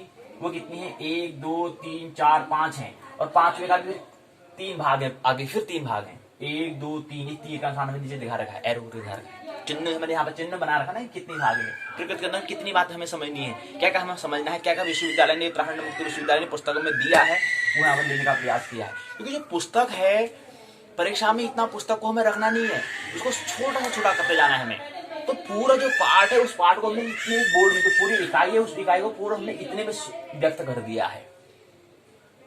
तो उसको पूरा विस्तार को, पूरी किताब को हमें स्मरण में रखना नहीं होता है, उसको संक्षिप्त में करना होता है। पहले हमें ये देखना था कि इसमें दिया का है, तो इतनी ये चीज इसमें दिया हुआ है। कह रहे कि प्रकृति को आप समझोगे तो उसमें कम से कम आपको पहला भाग, दूसरा भाग, तीसरा भाग, चौथा भाग, पांचवा भाग, छठा भाग, 6 भाग आप समझोगे। अच्छा 6 भाग कितने होंगे, वो भी कुछ उसमें कुछ होंगे, कुछ वाक्य, कुछ गद्यांश, इतना बड़ा होगा शायद, वो हमें लेना पड़ेगा। तो उसको उन्होंने कितना छोटा कर दिया हमने, ताकि हमें याद रहे ना कि उसमें अगर है क्या। पर एक दिन जब हम परीक्षा करते थे, हमारा फाइनल जो टेस्ट सिटी का जो फाइनल जब मैच होगा, तो वहां पर हमारा हमारा जो किताब है, वो पूरी किताब हमारी यहाँ पर स्मृति में रहेगी। क्यों? क्योंकि हमारा तरीका, जो हमारा जो अध्ययन करने का जो तरीका है, जो स्वाध्याय है, वो हमारा तरीका कुछ इस तरह से है। क्योंकि उसको पहले संक्षिप्त में कर रहे हैं, बाकी चिंतन तो हम कर ही रहे हैं, तो पूरा मैप हमारा जब बन जाएगा कि पहले पार्ट में ये था, यहाँ पर ये था, यहाँ पर चिंतन लिखा था, यहाँ पर ये लिखा था, ये प्रश्न, तो ये सब हमारे पूरा बन जाता है। और परीक्षा में बैठेंगे तो एक ध्यान करेंगे 5 मिनट, प्रभु को अभिवादन करेंगे, तो फिर प्रभु ही लिखाएंगे। तो पहले दिखेंगे शुरू से, पेपर परीक्षा आने से पहले, प्रश्न पत्र का आने से पहले हम 5 मिनट आराम से बैठ जाएंगे। 5-10 मिनट पहले हमें परीक्षा भवन पहुंच जाना होता है, तो 5 मिनट क्या करेंगे, आराम से चिंतन करेंगे, बड़े मस्त से आराम से कुर्सी में बैठ के पूरा क्या करेंगे, जो जिस प्रश्न पत्र का हमारा परीक्षा है, शुरू से पहले प्रश्न से ले जाएंगे। अच्छा हाँ यार, वहां पर लोगो क्या था, उत्तराखंड मुक्त विश्वविद्यालय पहले लोगो था, उसमें ये था, फिर लाल उसका रंग था किताब का। अच्छा ठीक है, पहले प्रश्न में ये था, फिर दूसरे प्रश्न में अनुक्रम में दिया था, अच्छा ये था, फिर उसके यहाँ पर से कुछ नहीं दिया था, यहाँ पर केवल थोड़ा वो ये थे। अच्छा ये कुछ लेखक ने बताया था कि किसी व्यक्ति ने इस किताब को लिखा है। उसका फिर यहाँ पर अनुक्रम दिया था, उसमें सिलेबस में जो पाठ्यक्रम जो था वो दिया था। अच्छा कितने खंड थे, 6 खंड थे, हाँ 6, और एक खंड में कितने थे, एक खंड में 3 इकाइयां। अच्छा हाँ, और टोटल इकाई कितनी थी, 3 और 6 किम 6 दूनी 12 6 18, अच्छा 18 इकाइयां थी। ठीक 18 इकाई हैं, तो ऐसे पूरा मैप बनेगा। अच्छा पहला पार्ट कहाँ से शुरुआत था, इस वाले हाथ में था शायद, हाँ इस वाले हाथ में था। अच्छा यहाँ था, फिर यहाँ पर, अच्छा यहाँ पर क्या दिया था, यहाँ पर, अच्छा यहाँ पर पहले तो पाठ का नाम दिया था, फिर यहाँ पर रूपरेखा तैयार की हुई थी, फिर यहाँ पर इसका प्रस्तावना, फिर इसका यहाँ पर उद्देश्य, फिर प्रश्न पलटाया, फिर दूसरे प्रश्न में था पलटा, तो फिर यहाँ से उसका दिया था, उसको स्वरूप के बारे में बताया था। तो ऐसा पूरे किताब की क्या है कि मैप तैयार हो जाती है, पूरा पता चल जाता है कि कौन से प्रश्न में कहाँ पर है, कौन से प्रश्न में कहाँ पर है। लेकिन कैसे होगा, उसके लिए 4 सीरीज होंगी, 4 श्रृंखला में गुजरना पड़ेगा। 4 मतलब पहले quarter final match, semifinal match, quarter two final match, और फाइनल में तब जाके 3 मैच हमें 3 श्रृंखला में करनी होगी, 3 परीक्षा श्रृंखला से हमें गुजरना होगा, तब जाके मैप पूरा से बनता है। ये चीज है। तो ऐसे यहाँ पर मैप बनाने के लिए हमें केवल यहाँ पर संकेत में दिया है कि प्रकृति में यहाँ पर ये बात समझेंगे, प्लस साथ कुछ और बातें भी समझेंगे। 2 4 5 बात दी है, पांचवी जो भाग है उसके अंदर फिर यहाँ पर 3 भाग दिए हुए। तो ये पहले क्या है, प्रकृति, फिर निर्धारक तत्व है, जो डिटरमिनेंट्स, जो एलिमेंट्स हैं, उसके अंदर पहला, दूसरा, तीसरा 3 भाग है। और पहले भाग का भी पूरा 3 भाग है, यहाँ पर 1 2 3 के भाग हैं। उसका फिर दूसरा जो है, उसके दूसरे के फिर 2 भाग हैं, तीसरे के पुनः 4 भाग हैं, ये देखें। अच्छा निर्धारक तत्व में इतना पढ़ना पड़ेगा। अच्छा पहले 3, फिर पहले का भी फिर 3 भाग, फिर पहले का दूसरे का भी 2 भाग। अच्छा इतना पढ़ना, चिंटू करा इतना पढ़ना पड़ेगा। हाँ बिल्कुल पढ़ना पड़ेगा, जितना पाठ्यक्रम में निर्धारित होगा उतना तो पढ़ना ही पड़ेगा जी। अच्छा कितना रखना पड़ेगा वो आपके ऊपर बात है, आप कितना रखना है, लेकिन इतना तो आपको देखना तो जरूर पड़ेगा कि तभी जब परीक्षा में कोई भी प्रश्न, कुछ भी प्रश्न आ सकता है, वो निर्धारित नहीं कि ये आ जाए, तो कुछ भी प्रश्न आ सकता है, कुछ भी पूछ सकता है, इसलिए कम से कम देखना तो सब पड़ेगा, लेकिन कितना रखना है वो आप पर निर्भर करेगा चिंटू। अच्छा गुरु जी ठीक है, मालिक हम ही रहेंगे ना, हाँ बिल्कुल मालिक आप ही रहोगे। तो ये चीज है। उसके बाद तीसरे भाग में 2 4 भाग है। ये हमें क्या है, निर्धारित तत्व, समस्या के उपागम, मतलब समाधान के जो उपागम है, समाधान के जो पहला भाग जो पढ़ रहे हैं, उसमें ये बात हमें ध्यान रखनी पड़ेगी।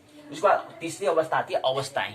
अच्छा अवस्था में कितना पढ़ना पड़ेगा गुरुजी, उसमें कम से कम आपको पहला भाग, दूसरा भाग, तीसरा भाग, 4 भाग तो पढ़ने पड़ेंगे अवस्था के। अच्छा और क्या पढ़ना पड़ेगा, और साथ यहाँ पर धन भी लिखा है, यहाँ पर लाल रंग से धन लगा रखा है, और साथ ही साथ कुछ बात और भी समझनी पड़ेगी, वही 3 बात होंगी, 1 2 3। तो गुरुजी इतना पढ़ना पड़ेगा, बिल्कुल पढ़ना पड़ेगा, कोई आलस्य नहीं।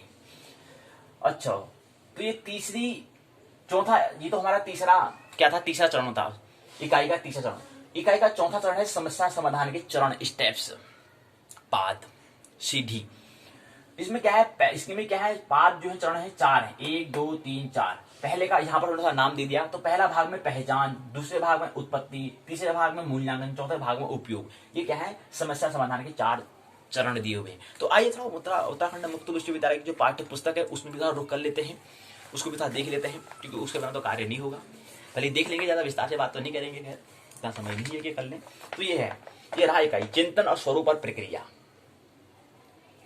ये है इकाई हमारा चिंतन, इसका स्वरूप और इसका प्रक्रिया। मुख्य बात हमें स्वरूप और प्रक्रिया के बारे में समझना है।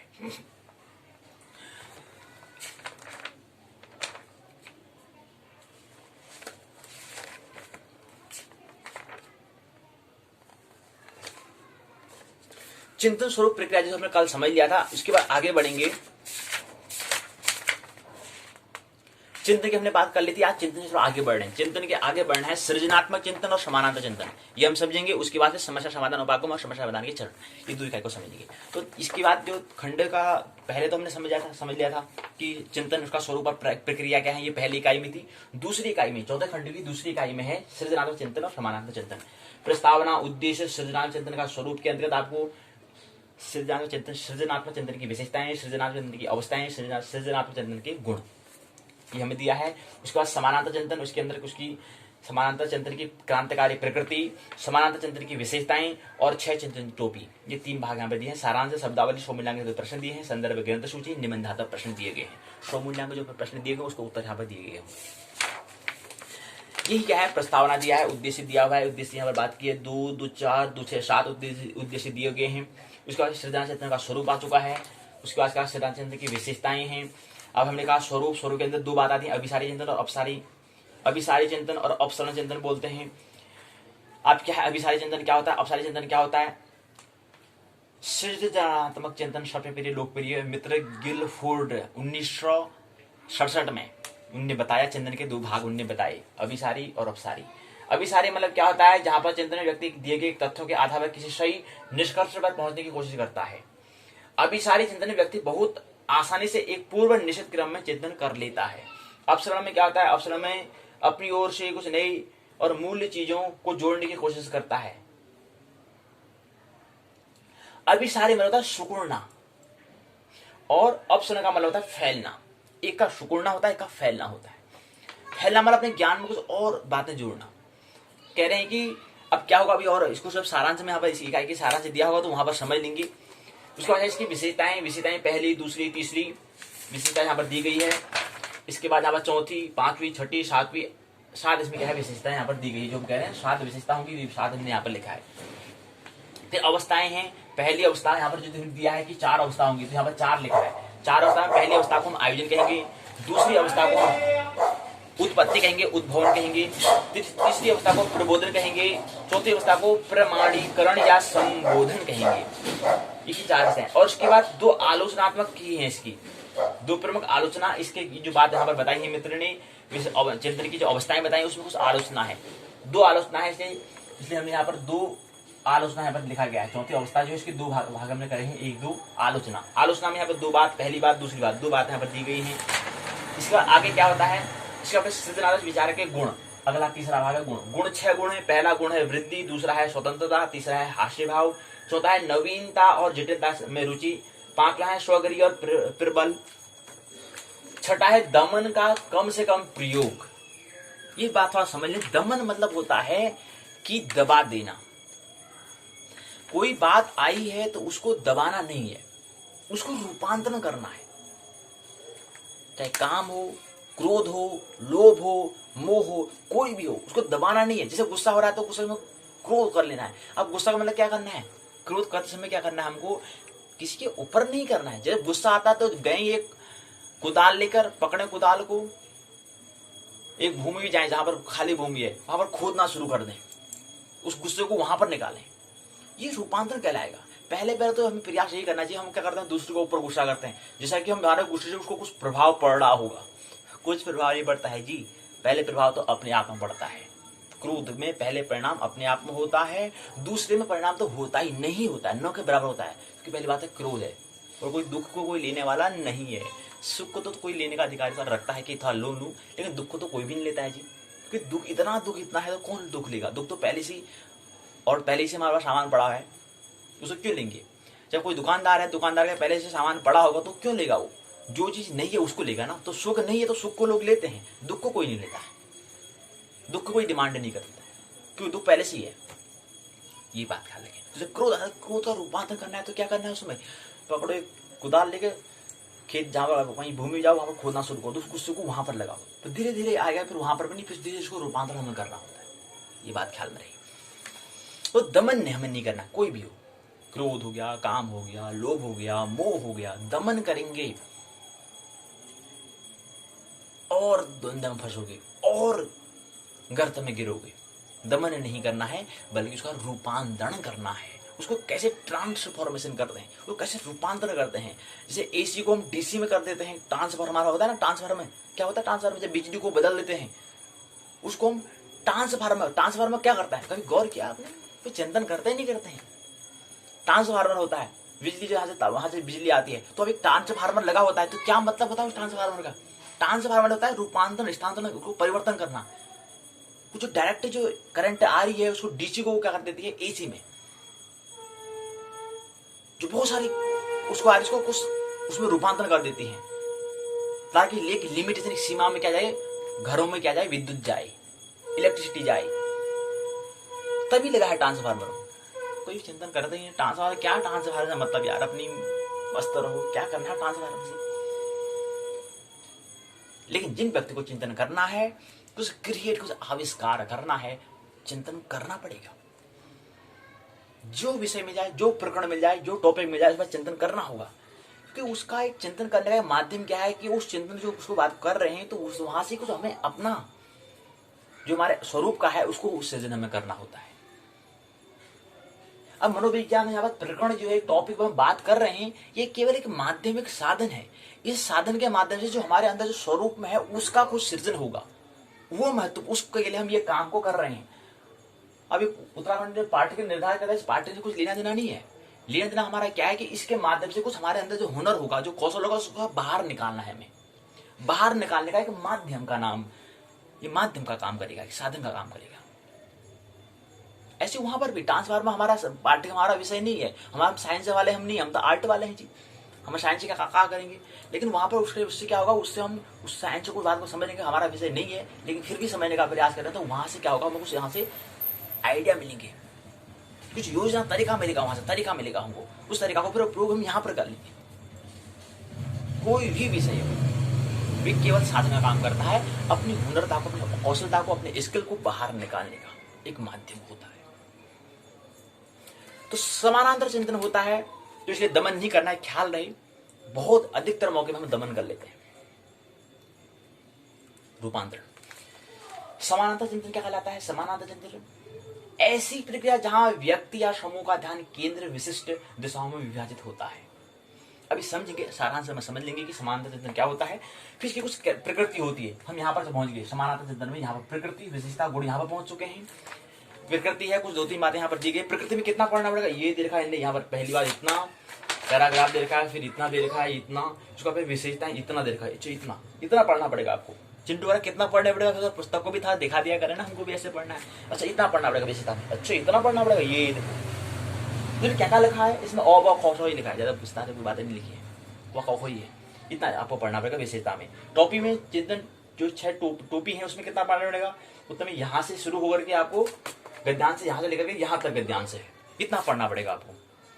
इतना पढ़ना है, इतना विश्वविद्यालय ने दिया है, लेकिन कितना रखना है वो आप छांट करेंगे, आप चुनाव करेंगे इसमें, कितना आपको रखना है और कितना आपको परीक्षा में आपको लिखना है, वो आप इसमें निर्णय करेंगे। अब यहाँ से सारांश वाला आ चुके, इस इकाई का पूरा निचोड़ जो है यहाँ पर दिया गया है, सारांश में दिया गया है। अब सारांश में थोड़ा बात कर लेते हैं, क्योंकि सारांश में वो बात पूरी जो हम यहाँ पर नहीं कर पाए वो थोड़ा यहाँ पर आ जाती है।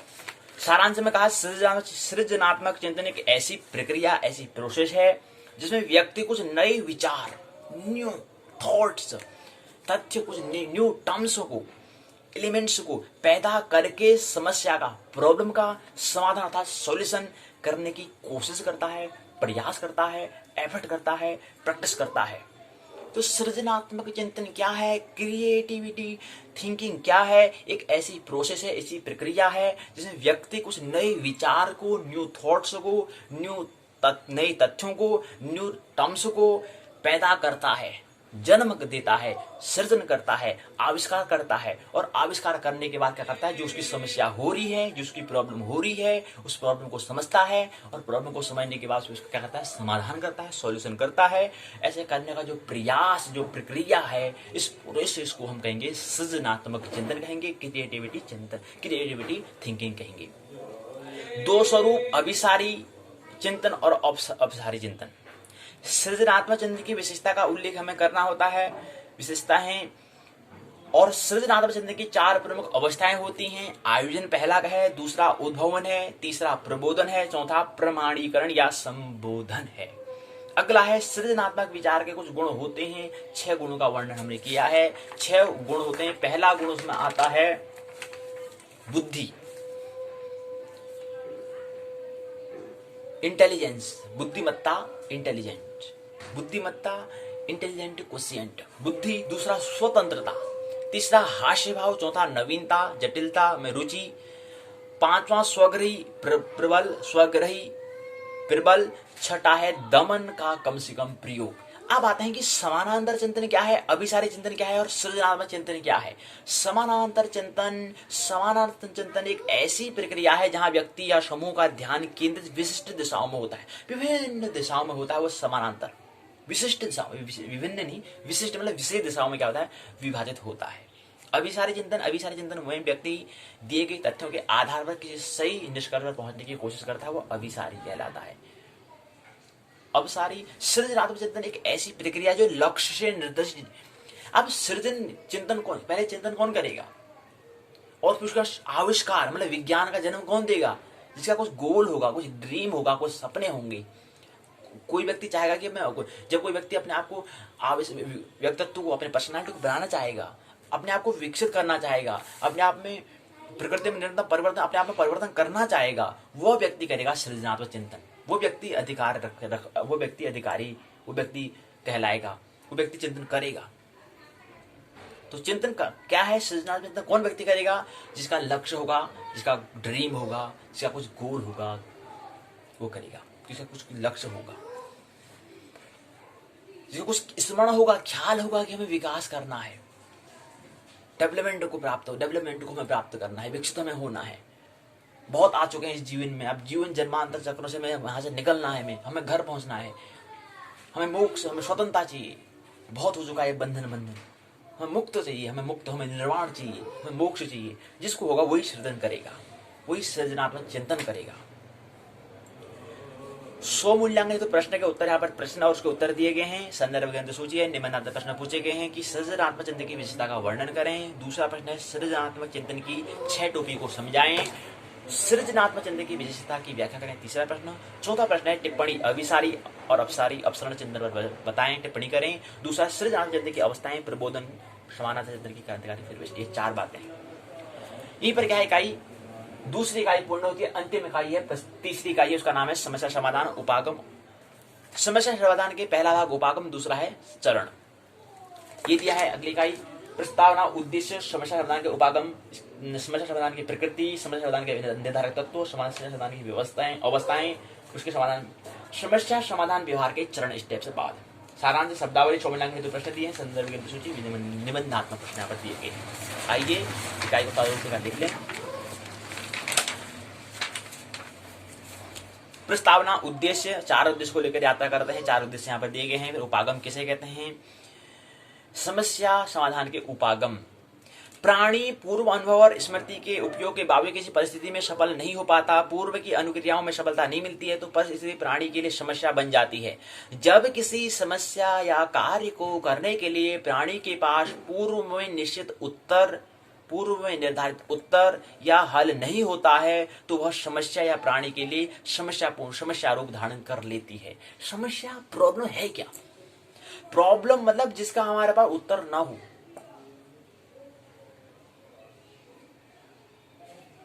प्रॉब्लम है क्या, आपकी प्रॉब्लम क्या है, आपकी समस्या क्या है। आपकी समस्या यह है कि आप पहले विचारहीन थे, अब थोड़ा विचारशील हो चुके हैं, अब निर्विचारशील आप नहीं हो पा रहे हैं। ये आपकी समस्या है। प्रश्न पहले तो प्रश्न नहीं बनता, प्रश्न बनने, प्रश्नों का उत्तर नहीं मिल रहा है, मन को विराम नहीं मिल रहा है, मन मौन नहीं हो पा रहा है, ये आपकी समस्या है। तो मन को मौन कैसे करें? हमारी समस्या है कि हम आनंदित, तो हमारा स्वभाव जो चैतन्य रूप, जो आनंद महोत्सव, आनंदित जो हमारा होना है, चैतन्य सच्चिदानंद सदन चिदन आनंद हमारा जो स्वरूप है, अपने स्वरूप से हमारी भी क्या है, मुलाकात नहीं हुई है। ये मेरी प्रॉब्लम है, ये मेरी समस्या है। कैसे मेरी उसका मैं स्मरण आ जाए, विस्मरण हो चुका है मेरे को, कैसे उसका स्मरण आ जाए, ये मेरी समस्या है। तो इसका उत्तर नहीं है। जब तक इसका उत्तर नहीं मिलेगा तब तक समस्या चलती रहेगी। तो समस्या क्या है? समस्या ये है कि मैं आनंदित महोत्सव पूर्ण जीवन नहीं जी रहा हूं। मैं अपना को कर्ता बना लेता हूं, मेरा स्वभाव दृष्टा होना है, लेकिन मैं कर्ता ही हो लगता हूं। तो ये मेरी प्रॉब्लम, ये मेरी समस्या है। तो समस्या कौन से कैसे रूप लेती है?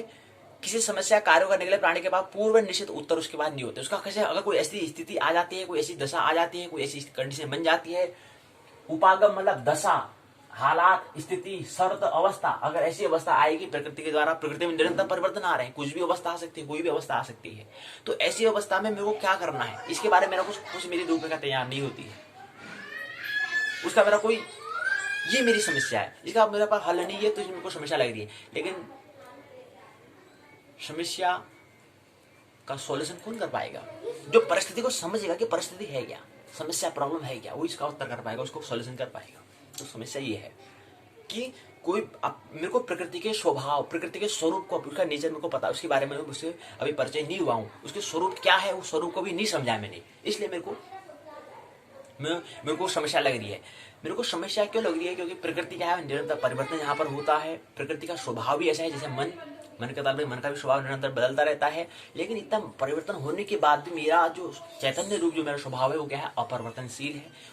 उसके साथ अभी क्या है, मुलाकात नहीं हुई है, इसलिए मेरे को समस्या लगती है।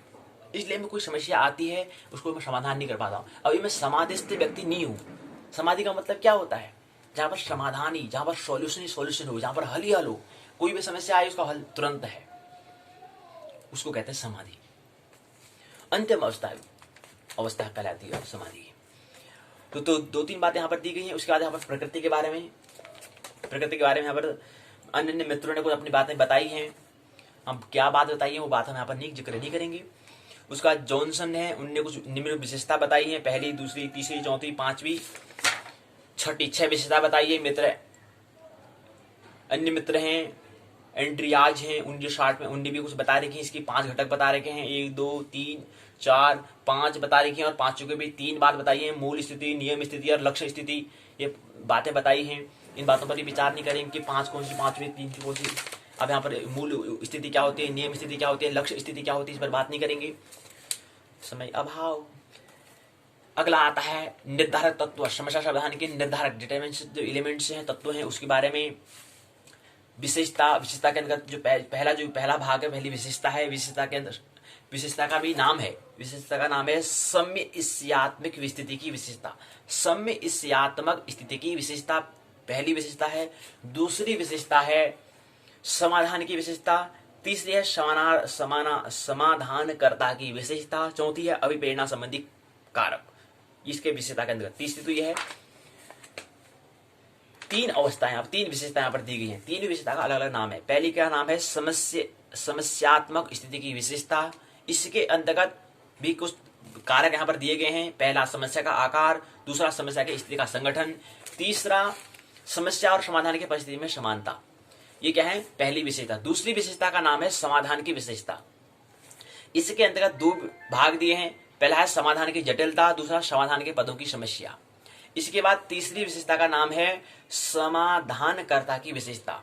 इसके अंतर्गत पहली विशेष भाग है, पहला कारक है अभिप्रेरणा संबंधी कारक, दूसरा भाग है बुद्धि का प्रभाव, तीसरा है पूर्व अनुभव और अभ्यास, चौथा है विन्यास का प्रभाव। ये क्या है, विशेषताएं थी। इसके बाद अगला आता है अवस्थाएं। समस्या समाधान की अवस्था, स्टेट से क्या होती है। इसमें पहली अवस्था है तैयारी, दूसरी अवस्था है उद्भवन काल, तीसरी है प्रदीप्तन, चौथी है सत्यापन। ये चार क्या है इसकी अवस्थाएं हैं। अब तैयारी क्या कहलाता है, तैयारी पर विस्तार से बात नहीं करेंगे। उद्भवन काल क्या होता है, इसकी दूसरी अवस्था, इसको दूसरी उद्भवन काल किसे कहते हैं, इस पर बात नहीं करेंगे। प्रदीप्तपन क्या है, इस पर इसको विस्तार से बताओ, उसकी बात हम नहीं करेंगे क्योंकि समय नहीं है। चौथा है सत्यापन। सत्यापन क्या है, किसे कहते हैं, उसको नहीं बताएंगे, यहाँ पर बात नहीं करेंगे, जिक्र नहीं करेंगे, केवल ले रहे हैं बस। इसके अंदर आता है फिर अगला कुछ अन्य बात भी है। पहला है समस्या का प्रत्यक्ष परक प्रतिनिधित्व करना, पहली है पहला भाग, अन्य भाग। दूसरा भाग है परिकल्पना और कार्य वहन करना। तीसरा है समाधान का मूल्यांकन करना। समाधान जो सॉल्यूशन कह रहे हैं, सॉल्यूशन की बात हो रही है यहाँ पर। समस्या का जो हमने समाधान किया तो समाधान का मूल्यांकन हमें करना है, इवैल्यूएशन हमें करना है, तो यहाँ पर तीसरी बात है। उसका तीन बात यहाँ पर दी गई है। उसका इसके बाद क्या है, समस्या समाधान व्यवहार के चरण। समस्या समाधान उसके चरण क्या है, स्टेप से क्या है। पहला स्टेप, चार स्टेप से यहाँ पर दिए गए हैं और चार जो चरण है, जो चार पाद, जो चार सीढ़ी है, इन चार बातों को लेते हुए यहाँ पर इकाई में पूर्ण हो जाएगी। तो चार पाद, पहला है, हमने यहाँ पर चार बातें लिखी। पहली है पहचान, दूसरा उत्पत्ति, तीसरा मूल्यांकन, चौथा उपयोग, वो यहाँ पर दिए। समस्या की पहचान करना पहला भाग और पहला चरण है। दूसरा चरण है उपयुक्त समाधान उत्पन्न करना। तीसरा है समाधानों का मूल्यांकन करना। चौथा है समाधानों का उपयोग करना। ये चार यहाँ पर क्या इसके चरण है, पाद हैं, सीढ़ी हैं। अब सारांश में कुछ बात, इकाई की कुछ सारांश से बात ले लेते हैं, निचोड़ कुछ ले लेते हैं, निष्कर्ष ले लेते हैं, सारांश समरी इसका लेते हैं। तो समरी में पहला बात आती है, समस्या समाधान एक महत्वपूर्ण संज्ञानात्मक क्रिया है। अब संज्ञानात्मक मतलब क्या होता है, संज्ञा हमने कहा नाम, अर्थात वर्णों से संबंधित, अर्थात बुद्धि से संबंधित। संज्ञान मतलब, संज्ञा मतलब होता है नाम। संज्ञा संस्कृत शब्द है और हिंदी में इसको नाम कहते हैं। तो नामात्मक हम क्रिया भी कह सकते हैं इसको। संज्ञानात्मक क्रिया कहा तो उसको अगर हिंदी में कहें तो नामानात्मक क्रिया भी इसको हम कह सकते हैं। और नाम मतलब क्या, अक्षरों से मतलब है, वर्णों से मतलब। संज्ञानात्मक विकास कहते हैं, तो संज्ञान मतलब हमें अक्षरों का ज्ञान कितना है, बुद्धि से मतलब होता है। तो समस्या समाधान एक महत्वपूर्ण संज्ञानात्मक क्रिया है। समस्या समाधान एक ऐसी प्रक्रिया, प्रोसेस है जिसे व्यक्ति एक दी हुई समस्या की मौखिक अवस्था से लक्ष्य अवस्था तक पहुंचने की कोशिश करता है। मौखिक मतलब मुखाग्री करा, मौखिक करा, उसको फिर लक्ष्य अवस्था तक पहुंचने की कोशिश करता है। मतलब हमने कहा ना, आपने कभी देखा होगा कंपनी में कहीं देखा होगा कि एक जगह होता है स्थापना, एक होता है संस्थापना। स्थापना का मतलब होता है कि अचेतन मन से चेतन मन में आना। जैसे हम कह रहे हैं कि अगले नए वर्ष में हम यहाँ पर UTS 2021 अर्थात उपासना टेस्ट श्रृंखला का क्या करेंगे, हम आयोजन, उसको लॉन्च करेंगे, नई साल से प्रारंभ करेंगे, उतारेंगे उसको। तो ये क्या है, अभी एक स्थापना। लेकिन संस्थापना क्या कहलाएगी, कि जब शुरू हो जाए, एक तारीख आ जाएगी, उसका उसको लगना शुरू। तो ये क्या होता है कि अचेतन से चेतन में लाना, और चेतन के बाद फिर क्या होना, उसको यहाँ पर आचरण में लाना। क्या होता है कि अचेतन से चेतन में लाना पहली बात, और चेतन में बाद उसको आचरण में लाना, व्यवहार में लाना दूसरी बात। तो व्यवहार में लाना और उसको अचेतन से चेतन में लाना दो स्थिति होती है। तो ऐसी कुछ स्थिति है कि स्थापना मतलब उसको हमने अचेतन से चेतन में लाया, और चेतन के बाद उसको फिर वाकई में इसको यहाँ पर दिखा दिया कि हाँ यार ये सस्ता भी है, एक ये मतलब कार्यक्रम हो रहा है।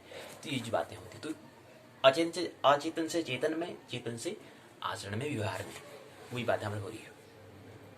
तो मौखिक अवस्था लक्ष्य अवस्था तक पहुंचने की कोशिश करता है। तो लक्ष्य अवस्था वही कहलाती है, और मौखिक अवस्था से लक्ष्य अवस्था, दो अवस्था यही है। मौखिक अवस्था मतलब अचेतन से चेतन में लाए, और चेतन से फिर उसको आचरण में लाए, वो लक्ष्य अवस्था कहलाती है। कि क्या मौखिक अवस्था कहा कि अचेतन में बात थी, कुछ आ रही होगी तो नहीं चिंतन क्या कि मैं क्या करूँगा, सुबह 4 बजे उठूंगा, 4 बजे के बाद सुबह क्या हुआ, उसको लक्ष्य अवस्था मतलब सुबह 4 बजे उठा, ये दो अवस्था कहलाती है।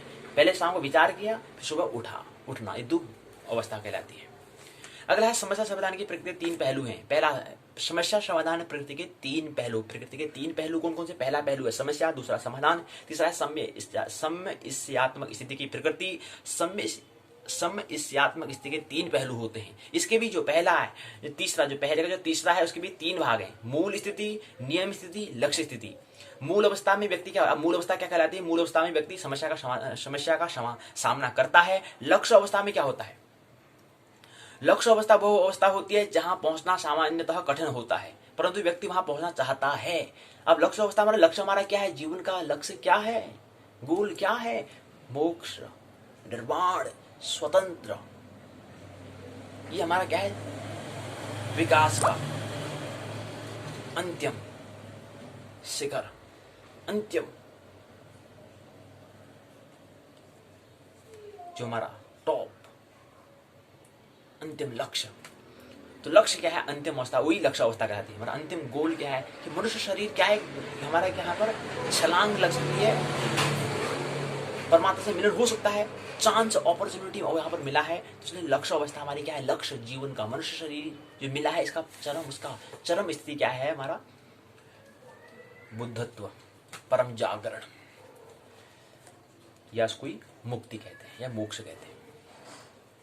उसको ही आत्मा का परमात्मा से मिलन कहते हैं। उसको कहते हैं कि विद्यालय से घर जाना। उसको ही कहते हैं परिधि से केंद्र में हो जाना। अलग अलग नाम है, लेकिन बात एक ही है कि हम परिधि हैं, परिधि से किसी अपने केंद्र में हो जाएं। वही विस्मरण से स्मरण में आना, वही स्थिति है। अलग अलग नाम उसके हैं, लेकिन मूल बात एक ही है।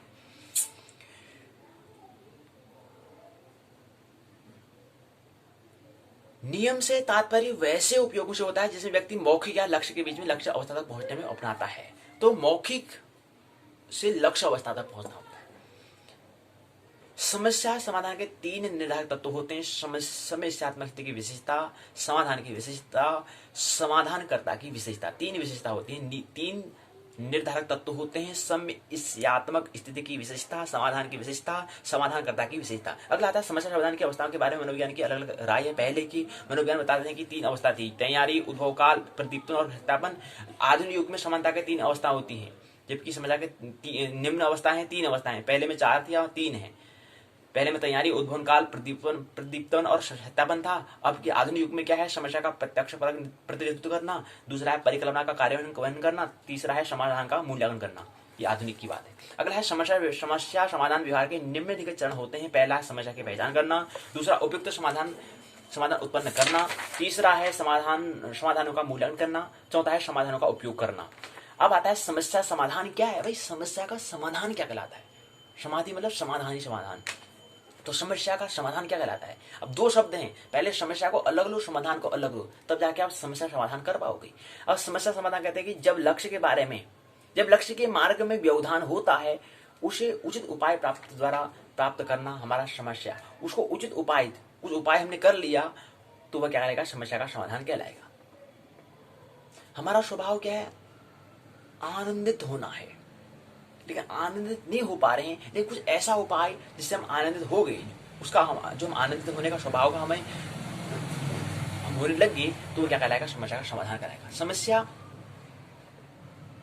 मैं आनंदित नहीं हो पाता हूँ, मैं शांति नहीं हो पाता, मैं अपने आप को अकेले में नहीं रह पाता हूँ। अकेले में जब रहता हूँ तो अपने आप को मुझे डर लगता है।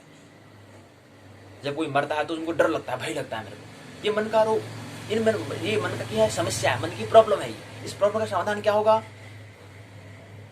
कि आपको कोई भी मौत आई बड़ा मजा आता है। अकेला हूं तो भी वहां पर मस्त है, भीड़ में रहता हूं तो भी मस्त है, कोई भी आज मौत वाला है तो मेरा हमको अब डर नहीं लगता है, भय नहीं है मेरे को।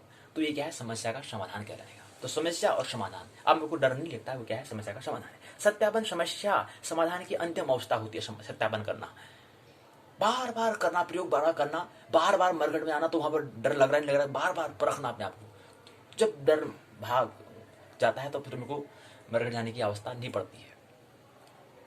अब मेरा डर नहीं रहा, अब मैं निडर हो चुका हूं, अब मेरा मन का भय गायब हो चुका है, उसका चिकित्सा हो चुकी है, उपचार हो चुका है, ट्रीटमेंट हो चुका है, वो इस समस्या का समाधान हो चुका है, सॉल्यूशन हो चुका है। प्रॉब्लम की समस्या का, प्रॉब्लम जो है समस्या जो है उसका समाधान होता, सॉल्यूशन हो चुका है, उसका हल मिल चुका है, समाधान मिल चुका है। तो सत्यापन बार बार उसका अभ्यास करना है। अंतिम अवस्था कहलाती है जिस व्यक्ति समस्या का समाधान अपनी अंतर्दृष्टि के अनुसार क्रियान्वित करता है। 100 मूल्यांकन तो प्रश्न दिए हैं, संदर्भ में सूची दी है, निम्नलिखित प्रश्न पूछे हैं। पहला प्रश्न है समस्या समाधान के विभिन्न चरणों का वर्णन करें। दूसरा है समस्या समाधान के निर्धारक तत्व कौन कौन से बताएं। तीसरा है समस्यात्मक स्थिति की प्रकृति के बारे में संक्षिप्त में लिखें। चौथी है टिप्पणी करें। पहली बात है, पहला बिंदु है समस्या समाधान था अभिप्रेरणा। दूसरा है समस्या समाधान की अवस्थाएं। तीसरा है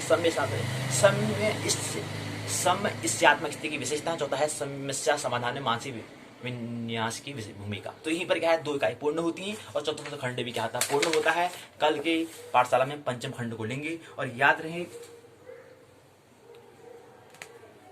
ख्याल रखना है, कल 5 दिसंबर 2020 है, परीक्षा होनी थी लेकिन परीक्षा का 5 को होकर के 12 को कर दिया गया है, आगे बढ़ा दी थी। तो कल को हम कहेंगे पाठशाला ही लेंगे, पंचम खंड में प्रवेश करेंगे, मनोविज्ञान की पाठशाला होगी, ये हमें ख्याल रखना है। मानना नहीं है, जानना है, आनंद महोत्सव जीवन जीना है। प्रश्न कर रहा है चिंटू, पूछ रहा है कि अगर आप यहाँ पर जब परीक्षा होगी उस समय यहाँ पर ज्योतिष विषय का क्या होगा। पहले संक्षिप्त में ज्योतिष विषय बात कर लेंगे, उसके बाद परीक्षा का आयोजन करेंगे, क्योंकि यहाँ पर 28 दिन कोई विघ्न बाधा तो नहीं आएगी, कोई विघ्न बाधा नहीं आएगी। 5-10 मिनट में ज्योतिष की बात कर लेंगे, उसका तत्क्षण क्या करेंगे, परीक्षा में कर लेंगे। तो ये ज्योतिष वाला 28 दिवसीय कार्यक्रम में कोई विघ्न नहीं आने वाला है। पहले हम इस ज्योतिष विषय ज्योतिष स्वरूप जो 28 दिवसीय कार्यक्रम है इसको ले लेंगे, उसके बाद फिर परीक्षा बाद में कर लेंगे, उसमें कोई विघ्न नहीं आएगी। चिंटू प्रश्न पूछता है, पहले प्रश्न पूछ लेता है, कोई विघ्न बाधा नहीं आएगी, वो अपना चलता रहेगा, वो चलता रहेगा और परीक्षा भी अपनी चलती रहेगी। लेकिन परीक्षा कल न होकर के 12 दिसंबर 2020 को होगी। मानना नहीं, जानना, आनंद महोत्सव जीवन जीना है जी। मेरी बातों को प्रेम पूर्वक शांतिपूर्वक सुना, बहुत बहुत अनुग्रहित हूँ। अंत में सबके भीतर बैठे परमात्मा को प्रणाम करता हूँ, मेरा प्रणाम स्वीकार करें।